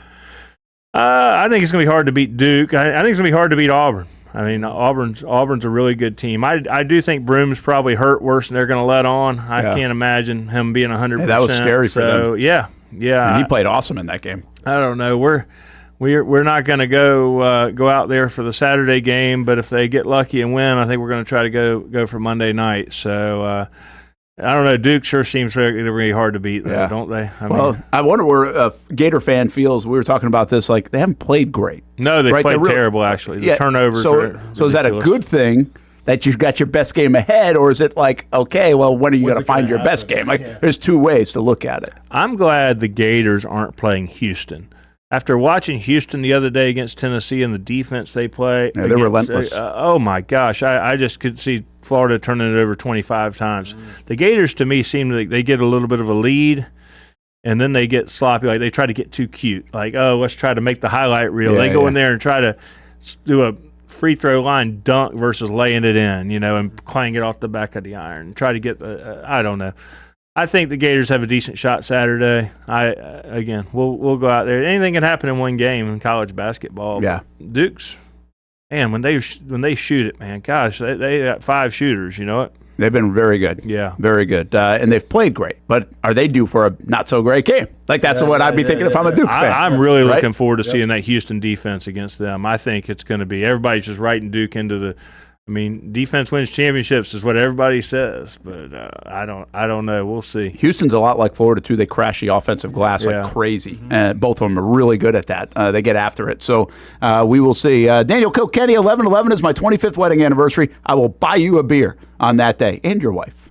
So you can send me the Venmo that day.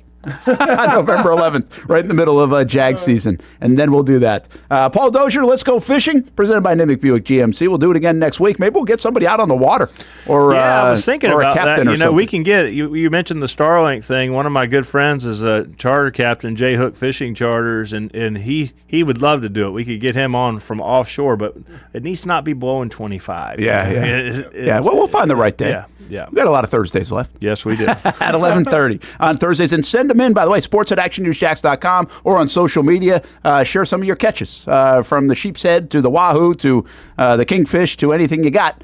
Ooh. Send us a blue marlin. I'd like to see one of those. That would catch be, them that in would the be next cool. Couple of months. We'll take a break. Be back. Brent Austen Show on the Action Sports Jacks 24/7 network. There was some controversy in the NHL last night we'll get to. And then we'll also talk a little bit of Jacksonville Sharks, the inspiration behind their 15th season. That's coming up at the bottom of the hour here on the Brent Austen Show on a Thursday. There's a saying in sports, you can't win them all, but you can win a lot with good folks on your team. Like that one painter, First Coast. It's tough to beat the sun in Florida, so your home fades. It's tough to beat that HOA when they come calling. Beat the sun, beat the HOA with that one painter, First Coast. And it's a good time to do it. Less rain to work around, and painting in mild temperatures is perfect. After all, the paint bonds to the surface so much better. Give that one painter First Coast a call at 904-417-3557 or look them up at first-coast.thatonepainter.com. Fast estimate, guidance on color and HOA requirements, and the highest quality job you'll find anywhere. Be a big winner in your neighborhood with that one painter First Coast on your team.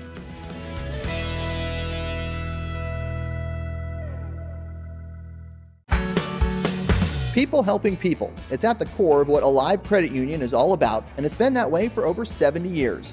From the start in 1954 to today, the mission remains to inspire financial wellness and give you a financially fit lifestyle. Alive Credit Union and its employees are committed to not only serving their valued members, but also our community here in Northeast Florida. I had a chance to see that commitment firsthand as Alive partnered with our Action Sports Jacks 24/7 team to bring you Armada men's and women's soccer broadcasts. Inside the 18, it is a shot, and it's a goal! Chloe Chivers! And that connection to the community continues with Alive Credit Union's support of the Police Athletic League of Jacksonville. Alive Credit Union's commitment to our community also involves serving the financial needs of all first responders through the recent merger partnership with City and Police Federal Credit Union. Join the community and become a member of Alive Credit Union today. Find out the many ways you can be inspired in financial wellness at alivecu.coop.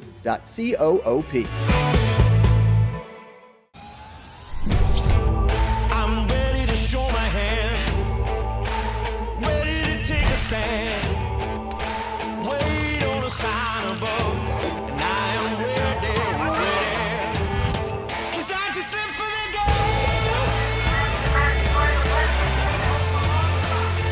'Cause I just live for the game. 'Cause I just live for the game. The crown's for the tape. I got it. Iconic. I'm built to win. Back to back, I do it again. I'm iconic. I'm one of a kind. I'm iconic. I'm built to win.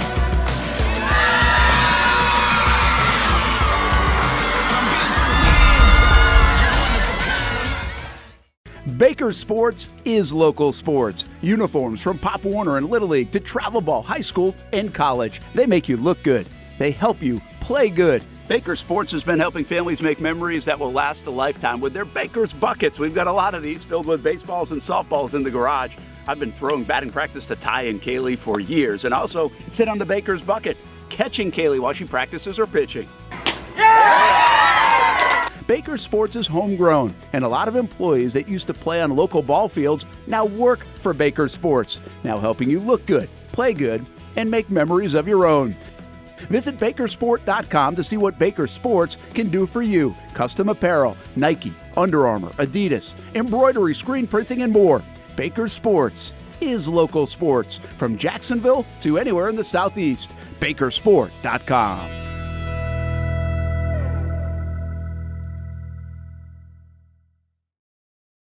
When it comes to trucks, I know exactly what I want. And at Bozard Ford, they make it easy to get exactly that. Let's go make this truck a little more my style. With Bozard Built, I can create my perfect truck right here. Lift kit? Check. Premium wheels? You bet. Advanced lighting package? Oh yeah. The Bozard team works their magic.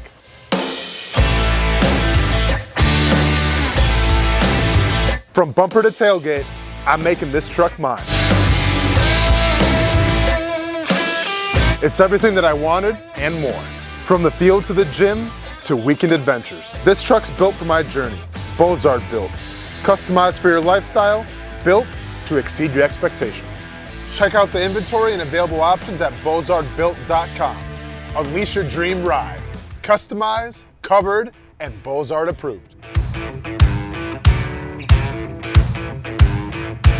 Welcome back to the Brent and Austin Show, streaming on the Action Sports Jax 24/7 network.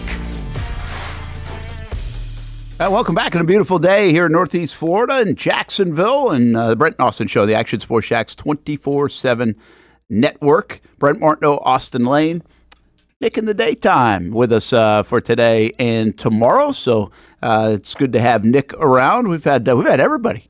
Yeah, man. We got the rotation. Revolving door, you like it. You never know who's stopping by next. You don't. In fact, we will have some guests with the Jacksonville Sharks coming up in just a couple minutes, too, here on the show. As the Sharks get set for their home opener on Sunday night. Normally on a Saturday, it'll be a Sunday night game coming up. We'll talk a little bit more about the Jacksonville Sharks. Speaking of local sports teams, the Jacksonville Icemen got a win last night, 4-3. 40th win of the season. That's 4 straight years with 40 wins. Playoffs coming up soon, by the way.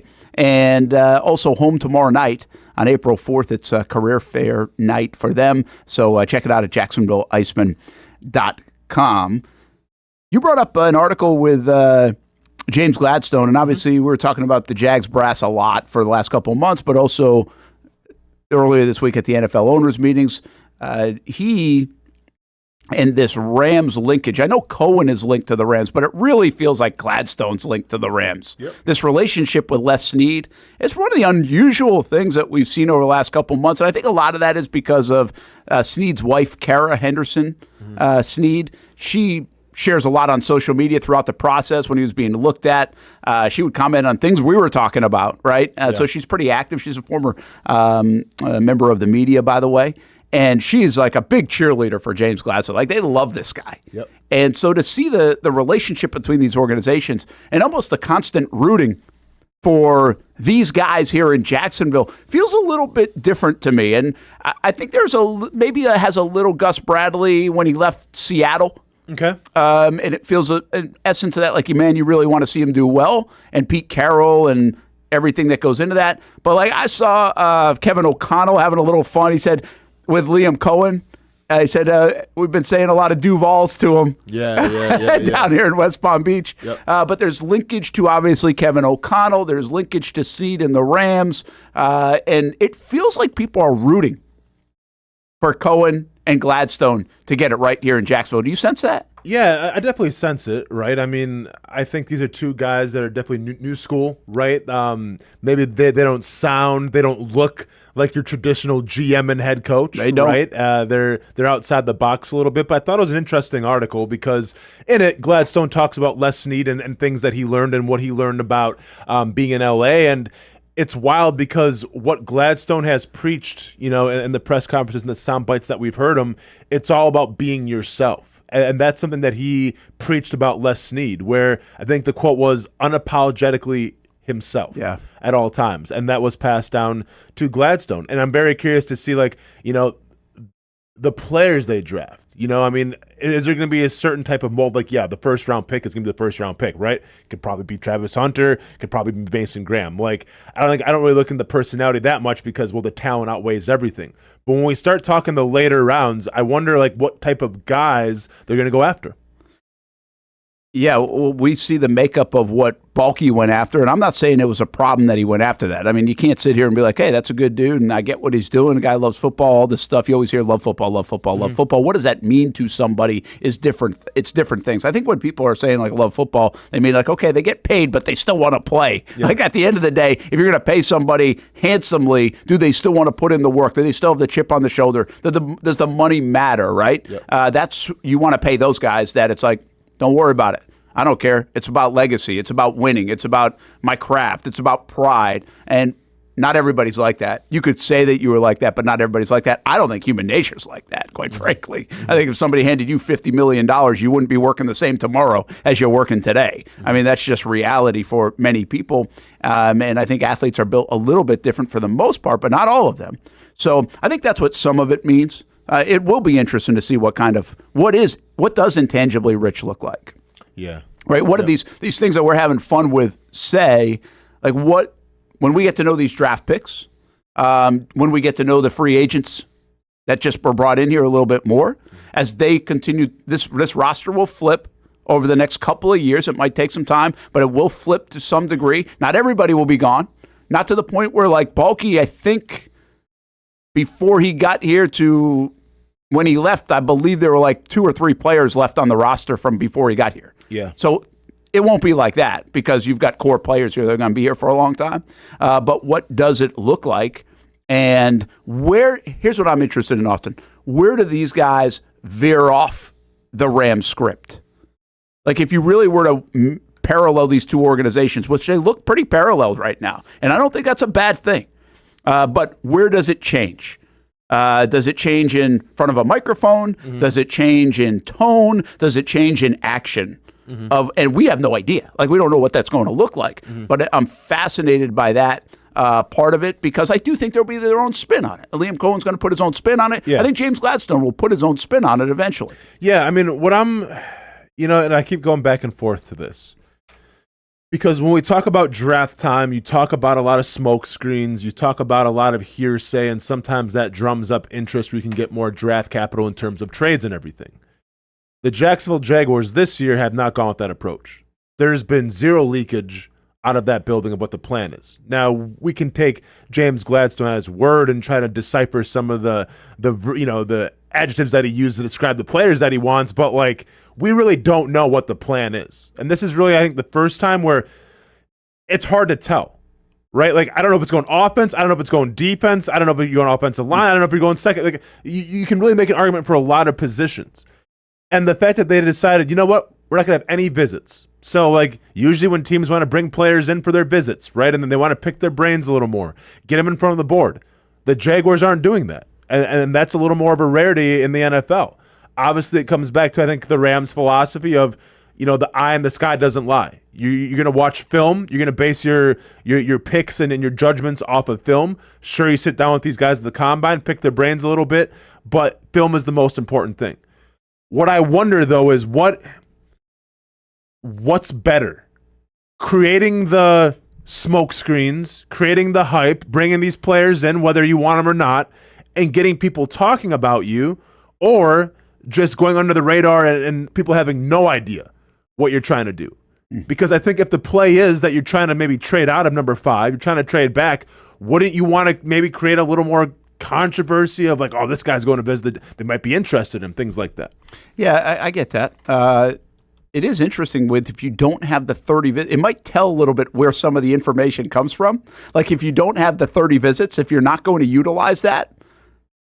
Oh, this is the Rams. That eliminates, but I know, but is that the thing that actually eliminates the smoke screen stuff? Or right now, are people on eggshells in the building where they don't want to be the guy leaking things out, right? Or is it just new people in so you don't have the relationships and connections right now? Like it could be a variety of things, but over time, we might see more of a trend. And listen, Shad Khan, his operation has been very close to the vest for a while. I know we get leaks from people on social media and things like that, but you really don't know what Shad Khan is doing. So in the process of hiring a coach, hiring and firing a GM, there are not a lot of leaks about that and from the national guys. Sure. But the draft process always has smoke screens. A lot of that is agent driven, right? Could be scout driven, could be player driven. I really think the story one time under Caldwell's regime during the Johnny Manziel stuff, and I hesitate. I always forget if I actually did confirm this or if it was just a story that I always say I want to go back and confirm.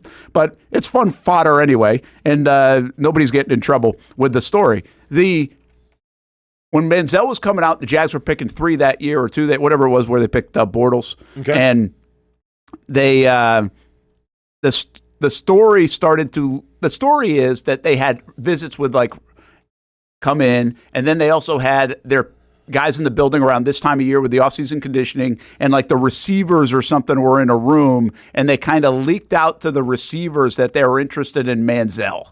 Okay. And so if you go back to before Manziel was picked, the week before, a couple weeks before, there started to be a lot of smoke, the Jags might be picking Manziel. Mm-hmm. And so that was from what I've heard, it was planted in that room, thrown out there because they knew the players would then go to their agent being like, are they picking Johnny Manziel? That kind of thing. That's how it got out there. Gotcha. So to your point, that's kind of a planted thing. And they didn't pick Johnny Manziel. Doesn't even seem like they were really interested in it. But for a couple of weeks before the draft, there was a thought that they were.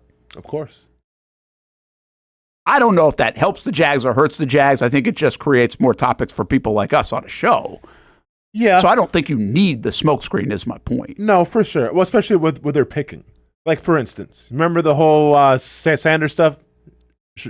People were saying Sanders wasn't in the meetings or whatever. Comes across as a little entitled and things like that. Right? Almost too much against him, right? It was too negative. It was too negative.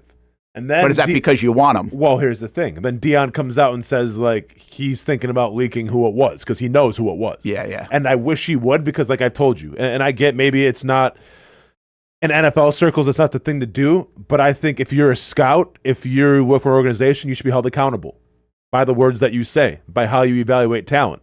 So I wish Deion Sanders would come out and say who it was. But nevertheless, I wouldn't be surprised if it's the Saints who. The Saints, if things go their way at number 9, Sanders may be able to fall to them.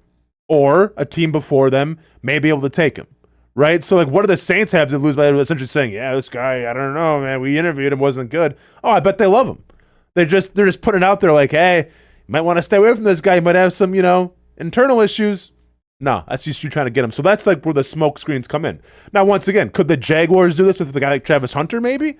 I mean, I don't know. Yeah. I think the guy's pretty squeaky clean, All right, let's go from that to our Daniel Griffiths article today, That One Painter, First Coast. You can go check them out at thatonepainter.com/first-coast. And he brings us Paint the Player, and this time it's Mason Graham. We talked about him a bunch. Shock Your Mocks have Mason Graham all over the place. Yep. National folks make a lot of logical sense to get Mason Graham, young man out of Michigan, the 3 technique. I am actually, I'm not against Mason Graham. Here comes the contrarian Brent Martin. I'm a little bit more hesitant on Mason Graham than everybody else. I see the long play on it. I don't see the immediate play on it as much as some other spots. And I think I'm kind of falling in love with Travis Hunter so much that I hope he drops to the Jags. So it's a big hope, by the way. Man. Yeah, that is a big hope. That is probably not going to happen. I'm fine with Mason Graham. Let me get that on the record. I just do think you have to carve your way through Mason Smith and also Eric Armstead to get on the field, in year one and really make a difference in year one. I know Travis Hunter can make a difference right now because there are bigger holes to be used. But anyway, Daniel Griffiths writes about Mason Graham. Not sure if you have this image and can throw it up. If not, it's on actionsportsjacks.com, Nick. But I'll read it to you. Among FBS defensive tackles, he had 30 stops, which was 5th. He had 34 pressures, which was 10th. His 13.8% pass rush win percentage was 5th. Throwing a lot of numbers at you. Sure. His PFF run defense, 92.6. All you need to know is that was 1st. His run stop percentage, 12%, 2nd. Obviously very good against the run, Austin. Yeah, and once we talked about it, we broke it down on Shock Your Mock. This guy he plays with an angry chip on his shoulder. It seems like every single time that someone puts their hands on him as an offensive tackle or a guard, he takes offense to that. And I like a player like that. Like, right? Like I like a guy who's just, he's gritty, a little rough around the edges. I'm all for that. By the way, 40%, according to Daniel here, 40% of mock drafts have the Jags selecting Graham. I'm surprised it's not more. Are you? Honestly, yeah. Because, I mean, listen, if Hunter's there, it would be exciting, right? But I have a hard time believing 4 teams are going to say no to Travis Hunter. Me too. Well, especially now that it looks like only one of those teams is going to need a quarterback. Yeah. That's going to be obviously the Titans. Yeah. So it looks like the Titans will take quarterback. Cleveland's fascinating because Abdul Carter really seems like he's in play for anybody. Yep. But it would make a lot of sense to go that side of the ball, pair him up obviously with Myles Garrett too. And I wonder if there's a little bit of background noise from Dion or from Hunter's camps. Like, yeah, I don't want to go to Cleveland. Like you do wonder if there's a whisper there. I'm not suggesting it is. I know people have done this to Jacksonville in the past, so I don't want to be that guy. I'm just saying it is a possibility that you could dream up. Now, the Giants, I don't think you'll have that. Big market, all that stuff that's in play for Travis Hunter seems to make a lot of sense. A star with the New York Giants. And the Giants have obviously ponied up some money for their quarterbacks, so now go get them some help because they really don't have – they've got so many holes. Yeah. I mean, like, listen, anything can happen, right? It's the NFL draft, and nobody ever mocks it correctly, right? So there's going to be surprises. There's going to be trades, all this stuff. But I'm going to be very surprised, extremely surprised, if Travis Hunter and Abdul Carter are there for the Jaguars to select. Yeah, I think I would be too. Travis Hunter, by the way, goes tomorrow in his pro day in Colorado, so that'll be an interesting thing to watch. Is he even going to do anything? I think it says it because I saw some odds. I saw his odds were like over under 4.3 on the 40. Whew. 4.30. Yeah. Like he's going to go under 4.30? The pro day, man. Running. It's the pro day. Run down Does the air help? Yeah, a little elevation bump there too as well. Elevation meaning there's some elevation bump. The elevation. Kickers, if that's a word. Kickers did well there. I don't know. One last thing on Mason Graham from Dana Griffiths. You can find the article again on actionsportsjacks.com. He writes for us each and every, or almost every day, a few times a week. All the different articles he's written. A lot of fun stuff to digest, especially around the draft process. And you know, I've been this Eric Armstead, Mason Smith. You've got those guys. Is Mason Graham going to be able to get past them? Well, they've had actually an issue against the run, according to Daniel. So that's what he writes about a little bit here. They need somebody that can do both from that 3 technique spot. And they feel like they have that already on the edge. Isn't that the beauty of guys that don't get enough love from Josh Hines-Allen and Trayvon Walker, that they're really stout against the run along with their pass rushing ability? And not everybody's like that on the edge. They've got that on the edge. They need a little bit more of that in the interior. Without a doubt. But you know how much easier it is to rush off the edge if you know it's going to be a pass? Right, and a lot of times this past season with the Jaguars, you gave up so much in the run. All of a sudden, it's second and 3, 2nd and 4. Now you can, is it play action? Is it going to be a run? Is it going to be a pass? I mean, there's nothing better as a defensive lineman, Brent, when you can pin your ears back on a 3rd and long and go, well, it's either going to be a pass or it's going to be a draw. I'm going to play the pass here and then tackle the back on the way to the draw. I'm saying like.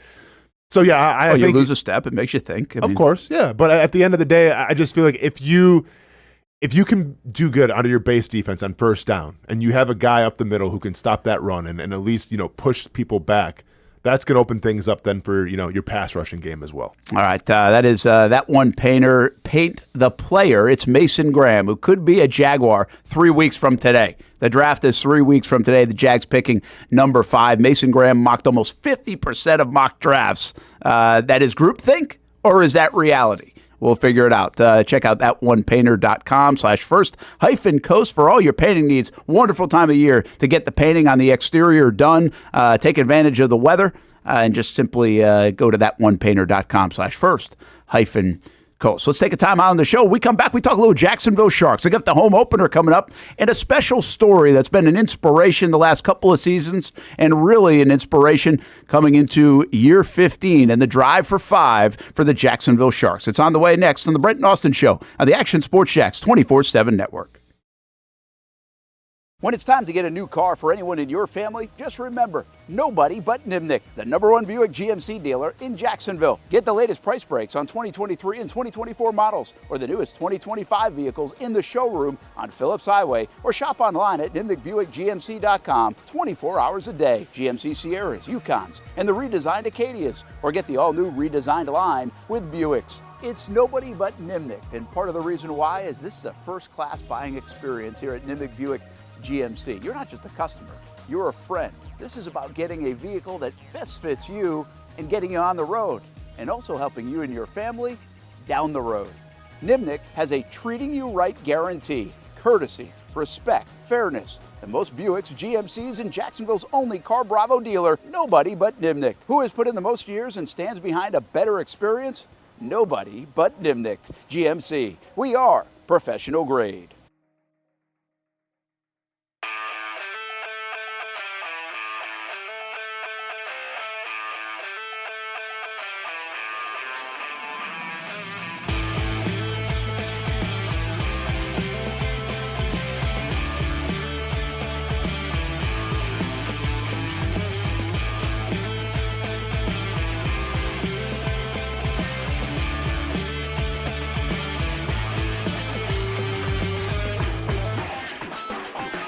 I'm Action Sports Jack Stuart Weber. Join me and the Crohn's and Colitis Foundation for Jacksonville Takes Steps at Memorial Park on April 12th. This event is dedicated to finding cures and raising awareness for digestive diseases. Register now at actionnewsjax.com.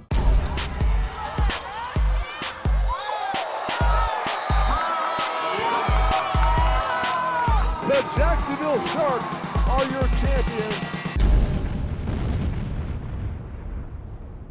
I've been telling you about CGC Water Treatment and Plumbing for a long time now. Their drinking water systems remove up to 99% of contaminants. We've had a Connecticut water softener and drinking water system in our home for more than 7 years. You can see the difference whether you're washing clothes, the dishes, or what I like to do most, fill this up for some coffee every morning, and mostly all day. Remember, if you're not filtering your water, you are the filter.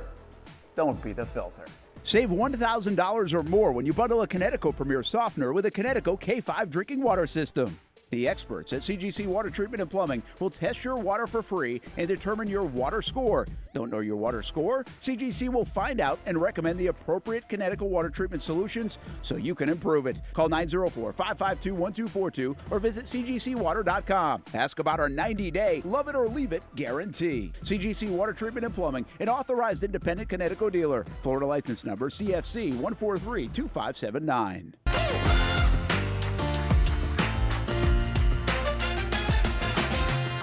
Empower a future, inspire a dream. It's a bold but simple mission for the Jacksonville Police Athletic League known as Jax PAL. Help the next generation of kids in Jacksonville shape a brighter future. Their after-school programs, teenage leadership programs. There's community outreach. This has been just an awesome opportunity to be out here with my colleagues and do something good for the community. It's really been an interesting opportunity to just see everybody work together in a way that we don't normally in the office. And there's sports.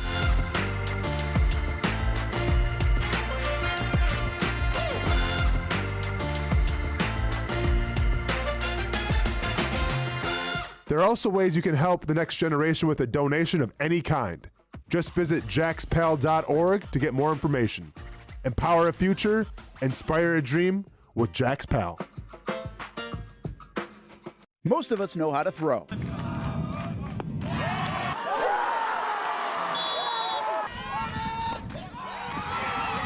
But you need to know what to throw. I'm not talking about footballs, baseballs, softballs. We're talking about those items you need to recycle. Republic Services explains it easy. Recycling simplified. 1. Know what to throw. When in doubt, throw it out. 2. Empty, clean, and dry those materials. It takes an extra minute, but it makes a big difference. And 3. Don't bag it. This makes the recycling process faster and more efficient. This is a look at the Republic Services North Florida Recycling Center. You can make this process even more efficient. By utilizing those 3 steps, Republic Services can help you become a better recycler in your home. Learn more at recyclingsimplified.com. Welcome back to the Brent and Austin Show, streaming on the Action Sports Jax 24/7 network.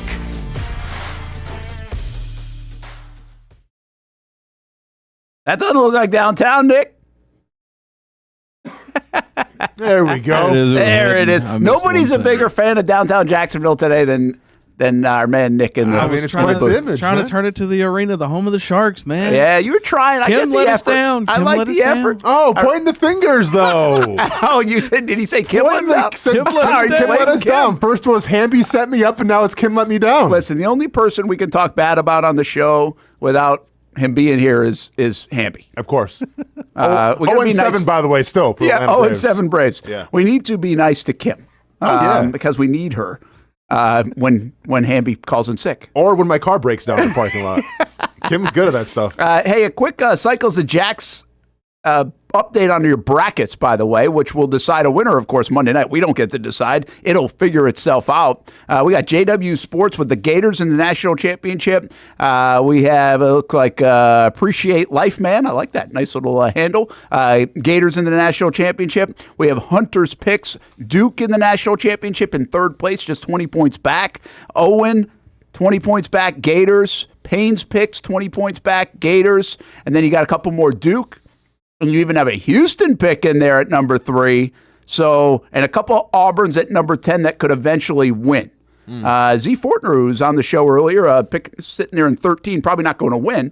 But overall, we've had a pretty good bracket so far, presented by Cycles of Jacksonville. That is your update, and we'll have a big winner coming up. Remember, $250 to the winner. Not bad. And I'm doing my part being in 95th place right now. Well, once again, bringing up the rear. I actually feel like a winner because I went from 117th out of 120 up to 80. Oh, you're in 80th? I'm in 80th. Okay. So now I'm just like, if I beat you and Hamby, I Pretty feel really exclusive good about club myself. right there. Welcome. And the other thing I'm really proud about is that I didn't say, if you beat all 3 of us, everybody who beats all 3 of us gets a prize. Yeah. Because I'd be like calling everybody in town to get a gift certificate. So we set it up nicely this time around. Let's talk about the Jacksonville Sharks, their home opener coming up in just a few days on Sunday, by the way. And you can watch it right here on the Action Sports Jax 24/7 network. We're excited about that partnership as welcome you back, Brent Martineau, Austin Lane, Nick in the daytime, and the other Nick that's now in the studio, Nick Furris, the owner of the Jacksonville Sharks. And you ready for the home opener on Sunday? I can't wait. Good win against Mass. Big win against Mass. I mean, obviously, Mass went to the championship last year. We went up there, took care of business. But this is a big game. It's a home opener. You're going up against the MVP of the IFL last year. So you always want to get one at home. Is this an arena thing, by the way? Is that why it's a Sunday game? Is that some of the, because that's an odd thing, right? Rascal Flats or someone is in the night before, so yeah. Yeah, and that's obviously a little bit of the balance there, right, between playing on a Friday, Saturday. So I think it's kind of cool, actually, though it's on a Sunday. Well, I hope so. Open it up. I hope so. Yeah. I hope so. Again, you can watch on the Action Sports Jax 24/7 network, but we want you to get down in the arena and go to the game as well. Check out jacksharks.com, and we'll talk more about that. We've got Shark Bites coming up on the Action Sports Jax 24/7 network Friday and Saturday. We replay that a couple of times, the weekly show with Coach Gibson, so you can check out a lot of Sharks coverage right here. Today, our Sharks coverage is a little bit different. There is an inspirational story behind the Jacksonville Sharks, and I know one that hits you really well, and this other gentleman right here is Pete Carranza. Did I say it? Well, you did. You nailed it. Good. We've been practicing names in the break. Yeah. I mess up Nick Furris' name enough, so we said Pete Carranza. Am I going to get it? Yes. We got to get every letter in there. There you go. Because I know you said it gets messed up sometimes. Jacksonville guy, by the way, but now known as Leo's grandfather a little bit more. And Nick, you set us up because you do this very well, and tell us a story of Leo and how it's impacted you, but also the Jacksonville Sharks. Well, last year, and actually was even earlier than that, Leo was diagnosed with leukemia. And Pete and I go to the same church. So we know each other for... Pete and his beautiful wife, Betty, were the first people to invite Maria and I when we moved from New Jersey down here to Jacksonville over their home for dinner. Okay. So we know each other Go that way back. long, 30 years Long plus. time. Wow. And so, it's devastating news, obviously, in any community, but certainly in a church community. So I just asked Pete, I said, look, before he has to go through the trials and tribulations, can we give him a night where he can get a little pep, a little boost, come to the game, go in the locker room, meet the guys, put him out there, be an honorary captain, throw the coin, just to give him a little boost. And that happened, and it was kind of magical. And it just happened. The Sharks and Shark Nation kind of took to this beautiful boy, Leo, and they just stuck with him. And the team bought in and stuck with him. And Coach would talk about him and do social media posts. And so we, as a team, followed his entire journey up to Atlanta for his bone marrow, followed his family, and right to last August when he went to a better place. Yeah, Leo Stevenson, and now, by the way, this year, part of this is there's few things going on here, but you guys just hit a $25,000 mark to raise some money in his name to find a cure for childhood cancer, which was a heck of a campaign and probably even hit that $25,000 mark before you even thought it would. I think you gave it through the weekend, and here you just hit it, I think, in the last hour or two. Right.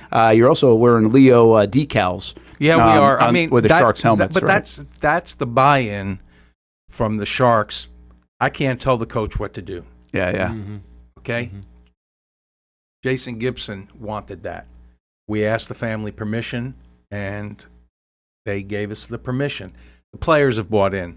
If you look on the social media, you'll see two guys got picks up in Massachusetts. They went up on their porch, and they said that was for Leo.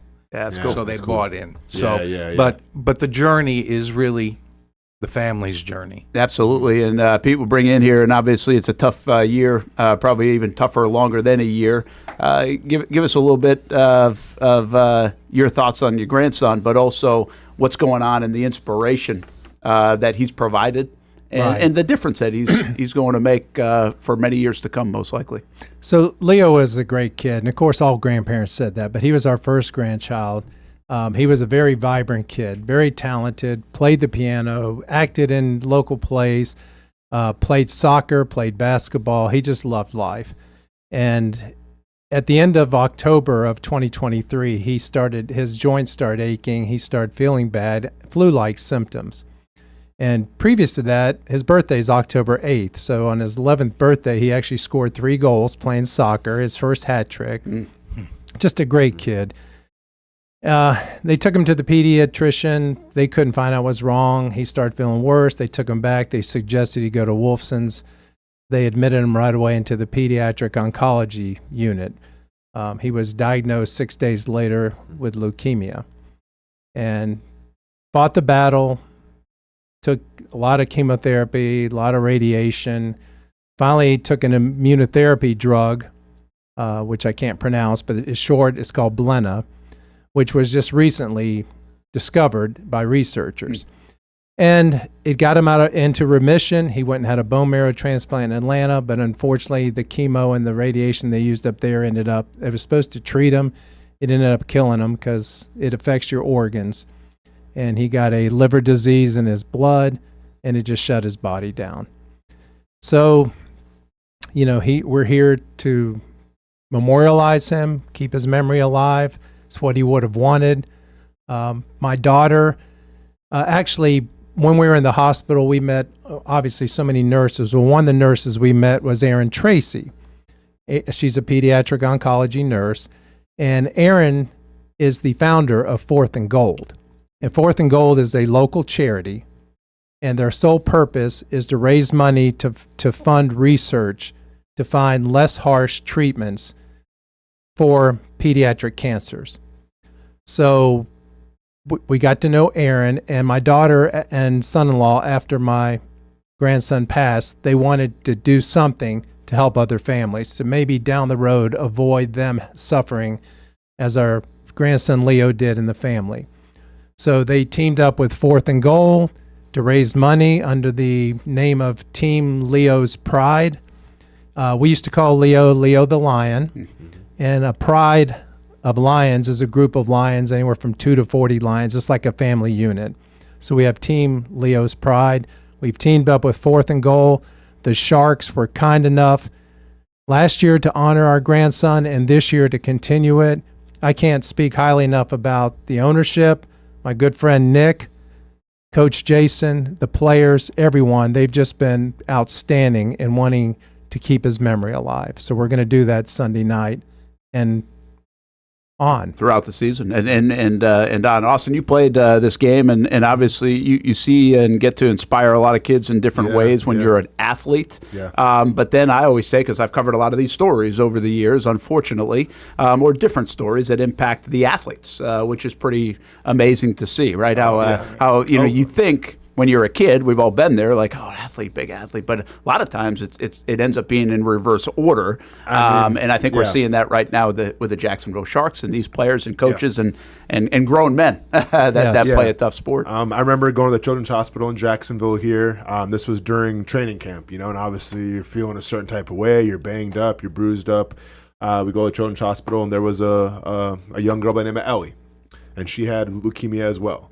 And I remember being so blown away of her positivity and her attitude. Like, here I am going through a training camp. I'm feeling sorry for myself. Here she is going through chemotherapy every day. I can only imagine what that feels like. And she wants to play a game. She wants to smile. And before we all left, she wanted to get everybody like in a big circle. We all held hands, and she said a prayer. And this was, I think she was like 6 or 7 years old.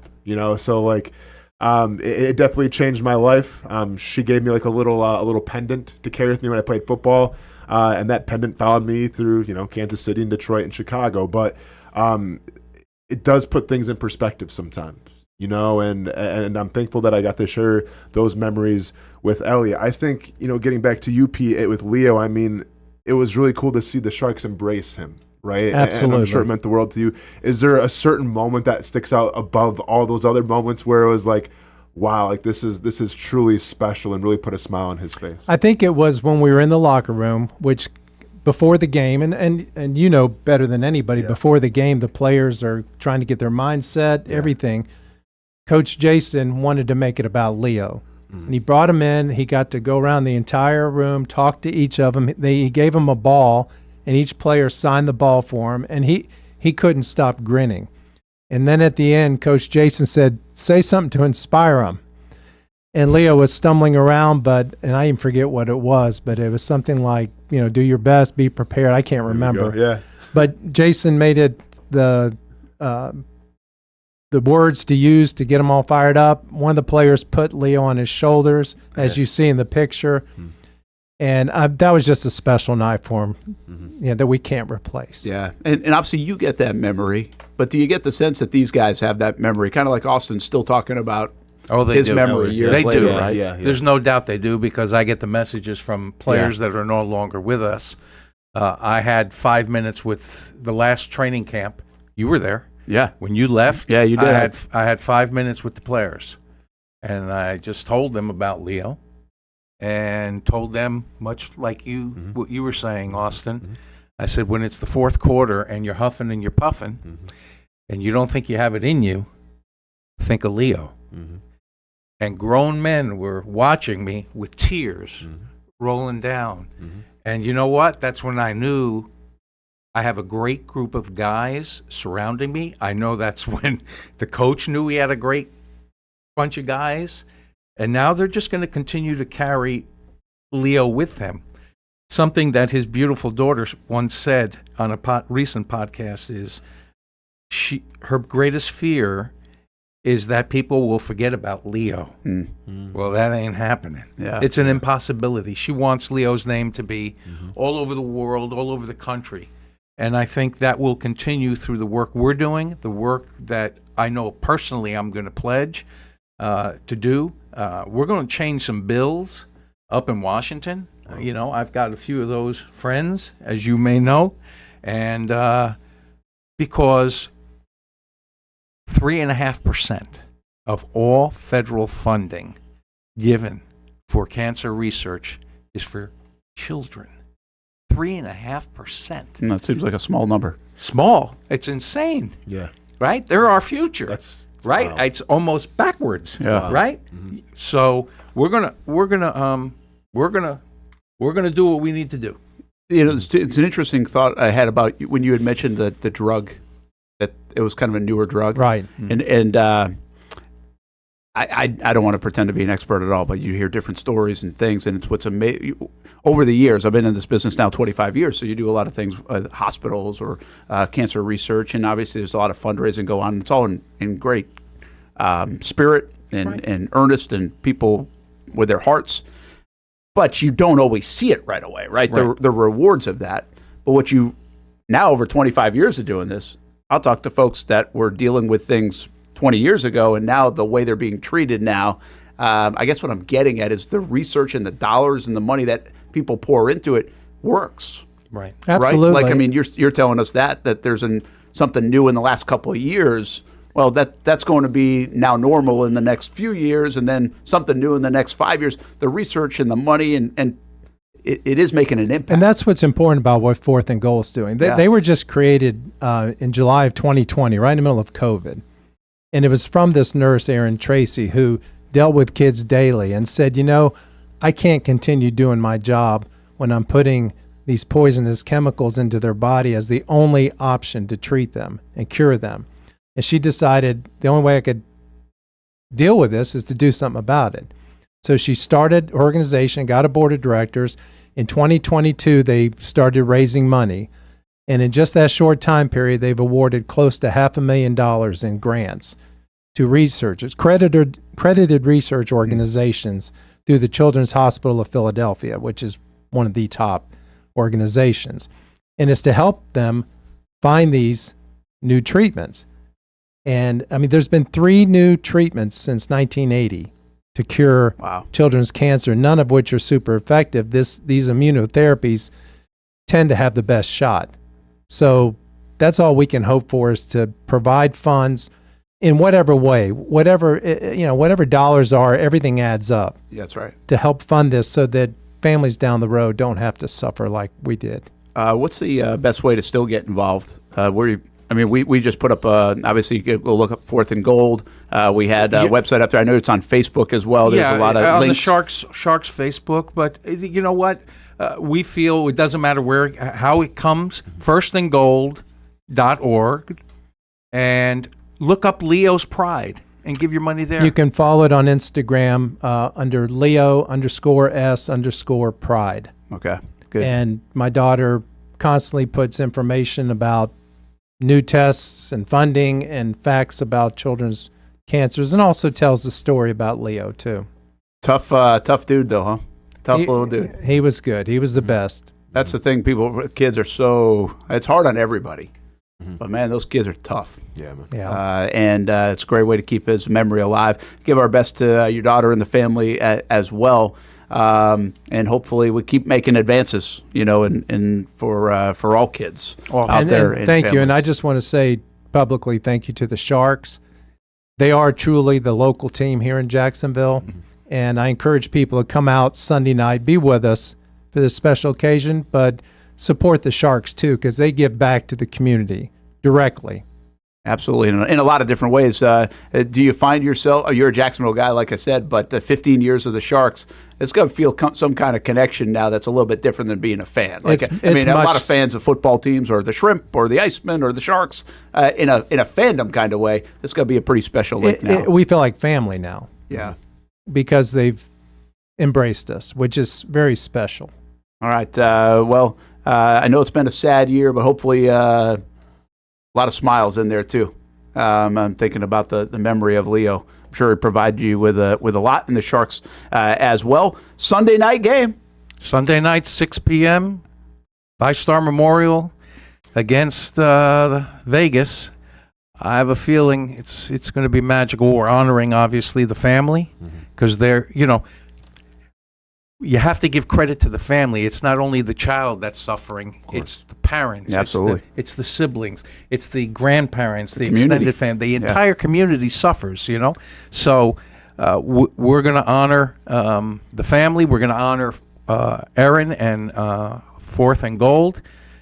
And then hopefully we're going to take care of business on the turf. I asked you this when we saw you a couple weeks ago at training camp, but you never know what the team looks like. I know you guys had a lot of confidence, right? That you kind of redid the lineup, the roster, and I know Coach had a lot of confidence, but it looks like you made some right decisions. That defense is swarming. Defense is swarming. And in arena, in my opinion, and I'm not a coach, but defense wins championships. I believe it. Yes, in arena, everybody's going to score. We get it. But if you can get a defense that can get you those 3-4 turnovers or stops, you're going to win the game. And I think we've got the right offense to score, and we got the right defense to stop them from scoring.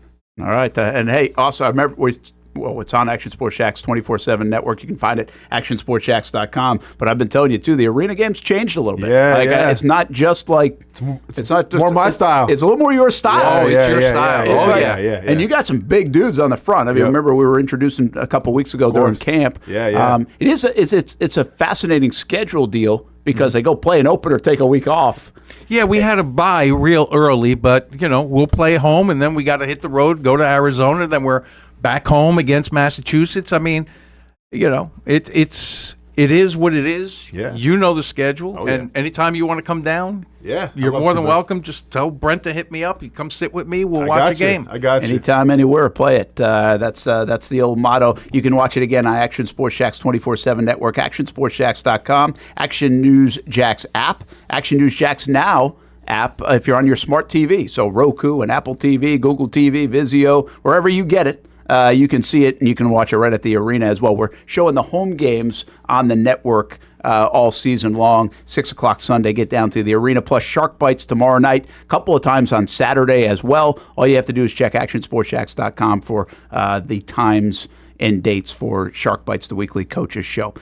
Pete Carranza, thanks for stopping by. Thank you for having us. Nick Furris, thanks for being here once again, and thanks for all you do to keep Leo's memory alive. Absolutely, and we appreciate you in this partnership. A lot of love for Leo, and continued success trying to raise some money. Check out the story. See the Sharks on Sunday. All right, that's going to do it for a Thursday edition of the Brent Austen Show. We will say so long and see you on TV throughout the day, CBS 47 and Fox 30, and back at it in the morning, 10 a.m. until 1 p.m. Here to finish up a week on a Friday. Shock your mock. Don't forget to send in your mock drafts, sports at actionnewsjacks.com, or find us on social media as well if you want in the game. We're only 3 weeks away now from the NFL draft. There's your arena shot, Nick. There you go. There it is. He got it. Took us 3 hours, but we got there. We got there. Not 3 hours. We're good. Good job, Nick in the booth. Good work today. Appreciate you being here. Nick's back tomorrow as well. We got to find him a getaway car for his wedding. Can't wait, man. Let's get it. Send us in your thoughts on the classic cars that he can drive away from the wedding as well. Have a good day, everybody. Thanks for hanging out with us. It's one of the hot spots in the area. Welcome you to String Sports Brewery out at the beach. Big crowd on hand tonight. The fans are here. And now, the newest hot spot at the beach is open. String Sports Brewery in Jacks Beach has opened its doors with rave reviews. We're going to be fans forever. Cozy up to the bar. Grab a seat in the sports-themed restaurant, or grab a seat outside and feel that breeze coming off the beach as the weather warms. Just like the original location in Springfield, try the popular beer menu and come for lunch or dinner too, because the food is fantastic. We got a special guest in the house. He's happy. He's feeling good. He's Trayvon Walker. It's where we hosted Jags Report Live in the football season, and the String Sports Brewery staff can't wait to host you. Hey, welcome back here to String Sports Brewery. And if you haven't checked out the new location in Jacks Beach, you got to do it. String Sports Brewery, now with 2 locations in Springfield and now open in Jacks Beach on Penman Road. People helping people. It's at the core of what Alive Credit Union is all about, and it's been that way for over 70 years. From the start in 1954 to today, the mission remains to inspire financial wellness and give you a financially fit lifestyle. Alive Credit Union and its employees are committed to not only serving their valued members, but also our community here in Northeast Florida. I had a chance to see that commitment firsthand as Alive partnered with our Action Sports Jacks 24/7 team to bring you Armada men's and women's soccer broadcasts. Inside the 18, it is a shot, and it's a goal! Chloe Chivers! And that connection to the community continues with Alive Credit Union's support of the Police Athletic League of Jacksonville. Alive Credit Union's commitment to our community also involves serving the financial needs of all first responders through the recent merger partnership with City and Police Federal Credit Union. Join the community and become a member of Alive Credit Union today. Find out the many ways you can be inspired in financial wellness at alivecu.coop. You trust CGC to make your water great, and now you can trust CGC with your plumbing needs as well. Fast, convenient scheduling, licensed and insured. A quick call away at 904-552-1242. You never know when you're going to have an issue with a shower, toilet, or maybe it's a sink that sometimes is easy to fix. All right, let's be honest. I'm not fixing anything. I'm totally staging this because when I have a plumbing problem, I call CGC Water Treatment and Plumbing. Trained professionals, transparent pricing, customer satisfaction. Small problem or even a bigger issue. Right now, you can take 10% off any water heater. The experts with 25 years of experience at CGC Water Treatment and Plumbing can do it all. Call 904-552-1242 or visit cgcwater.com. For a limited time, CGC is waiving the trip charge on all related plumbing calls. CGC Water Treatment and Plumbing, an authorized independent Connecticut dealer. Florida license number CFC 1432579. For the game day hustle and every day in between, juggling my show Jags Social to going under the Friday night lights and a social life, it's a daily tournament. But this ride, MVP status. The all-new 2024 Lincoln Nautilus isn't just my car, it's my personal locker room, office on the go, and VIP lounge on wheels. Let's talk tech.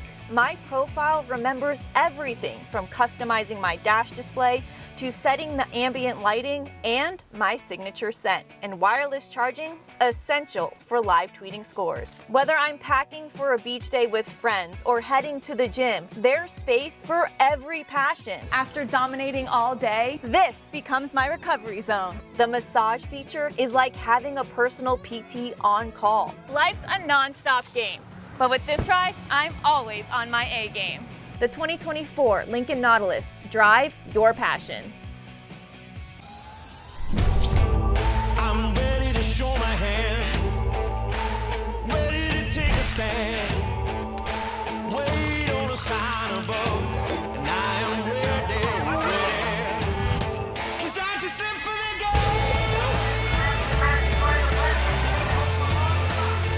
'cause I just live for the game, 'cause I just live for the game.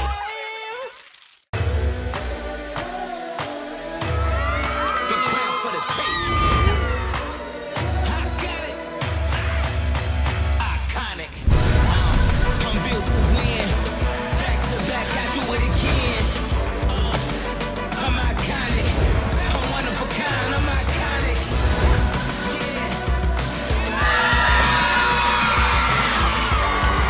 I'm built to win. I'm one of a kind. Welcome back to the Brent and Austin Show, streaming on the Action Sports Jacks 24/7 network.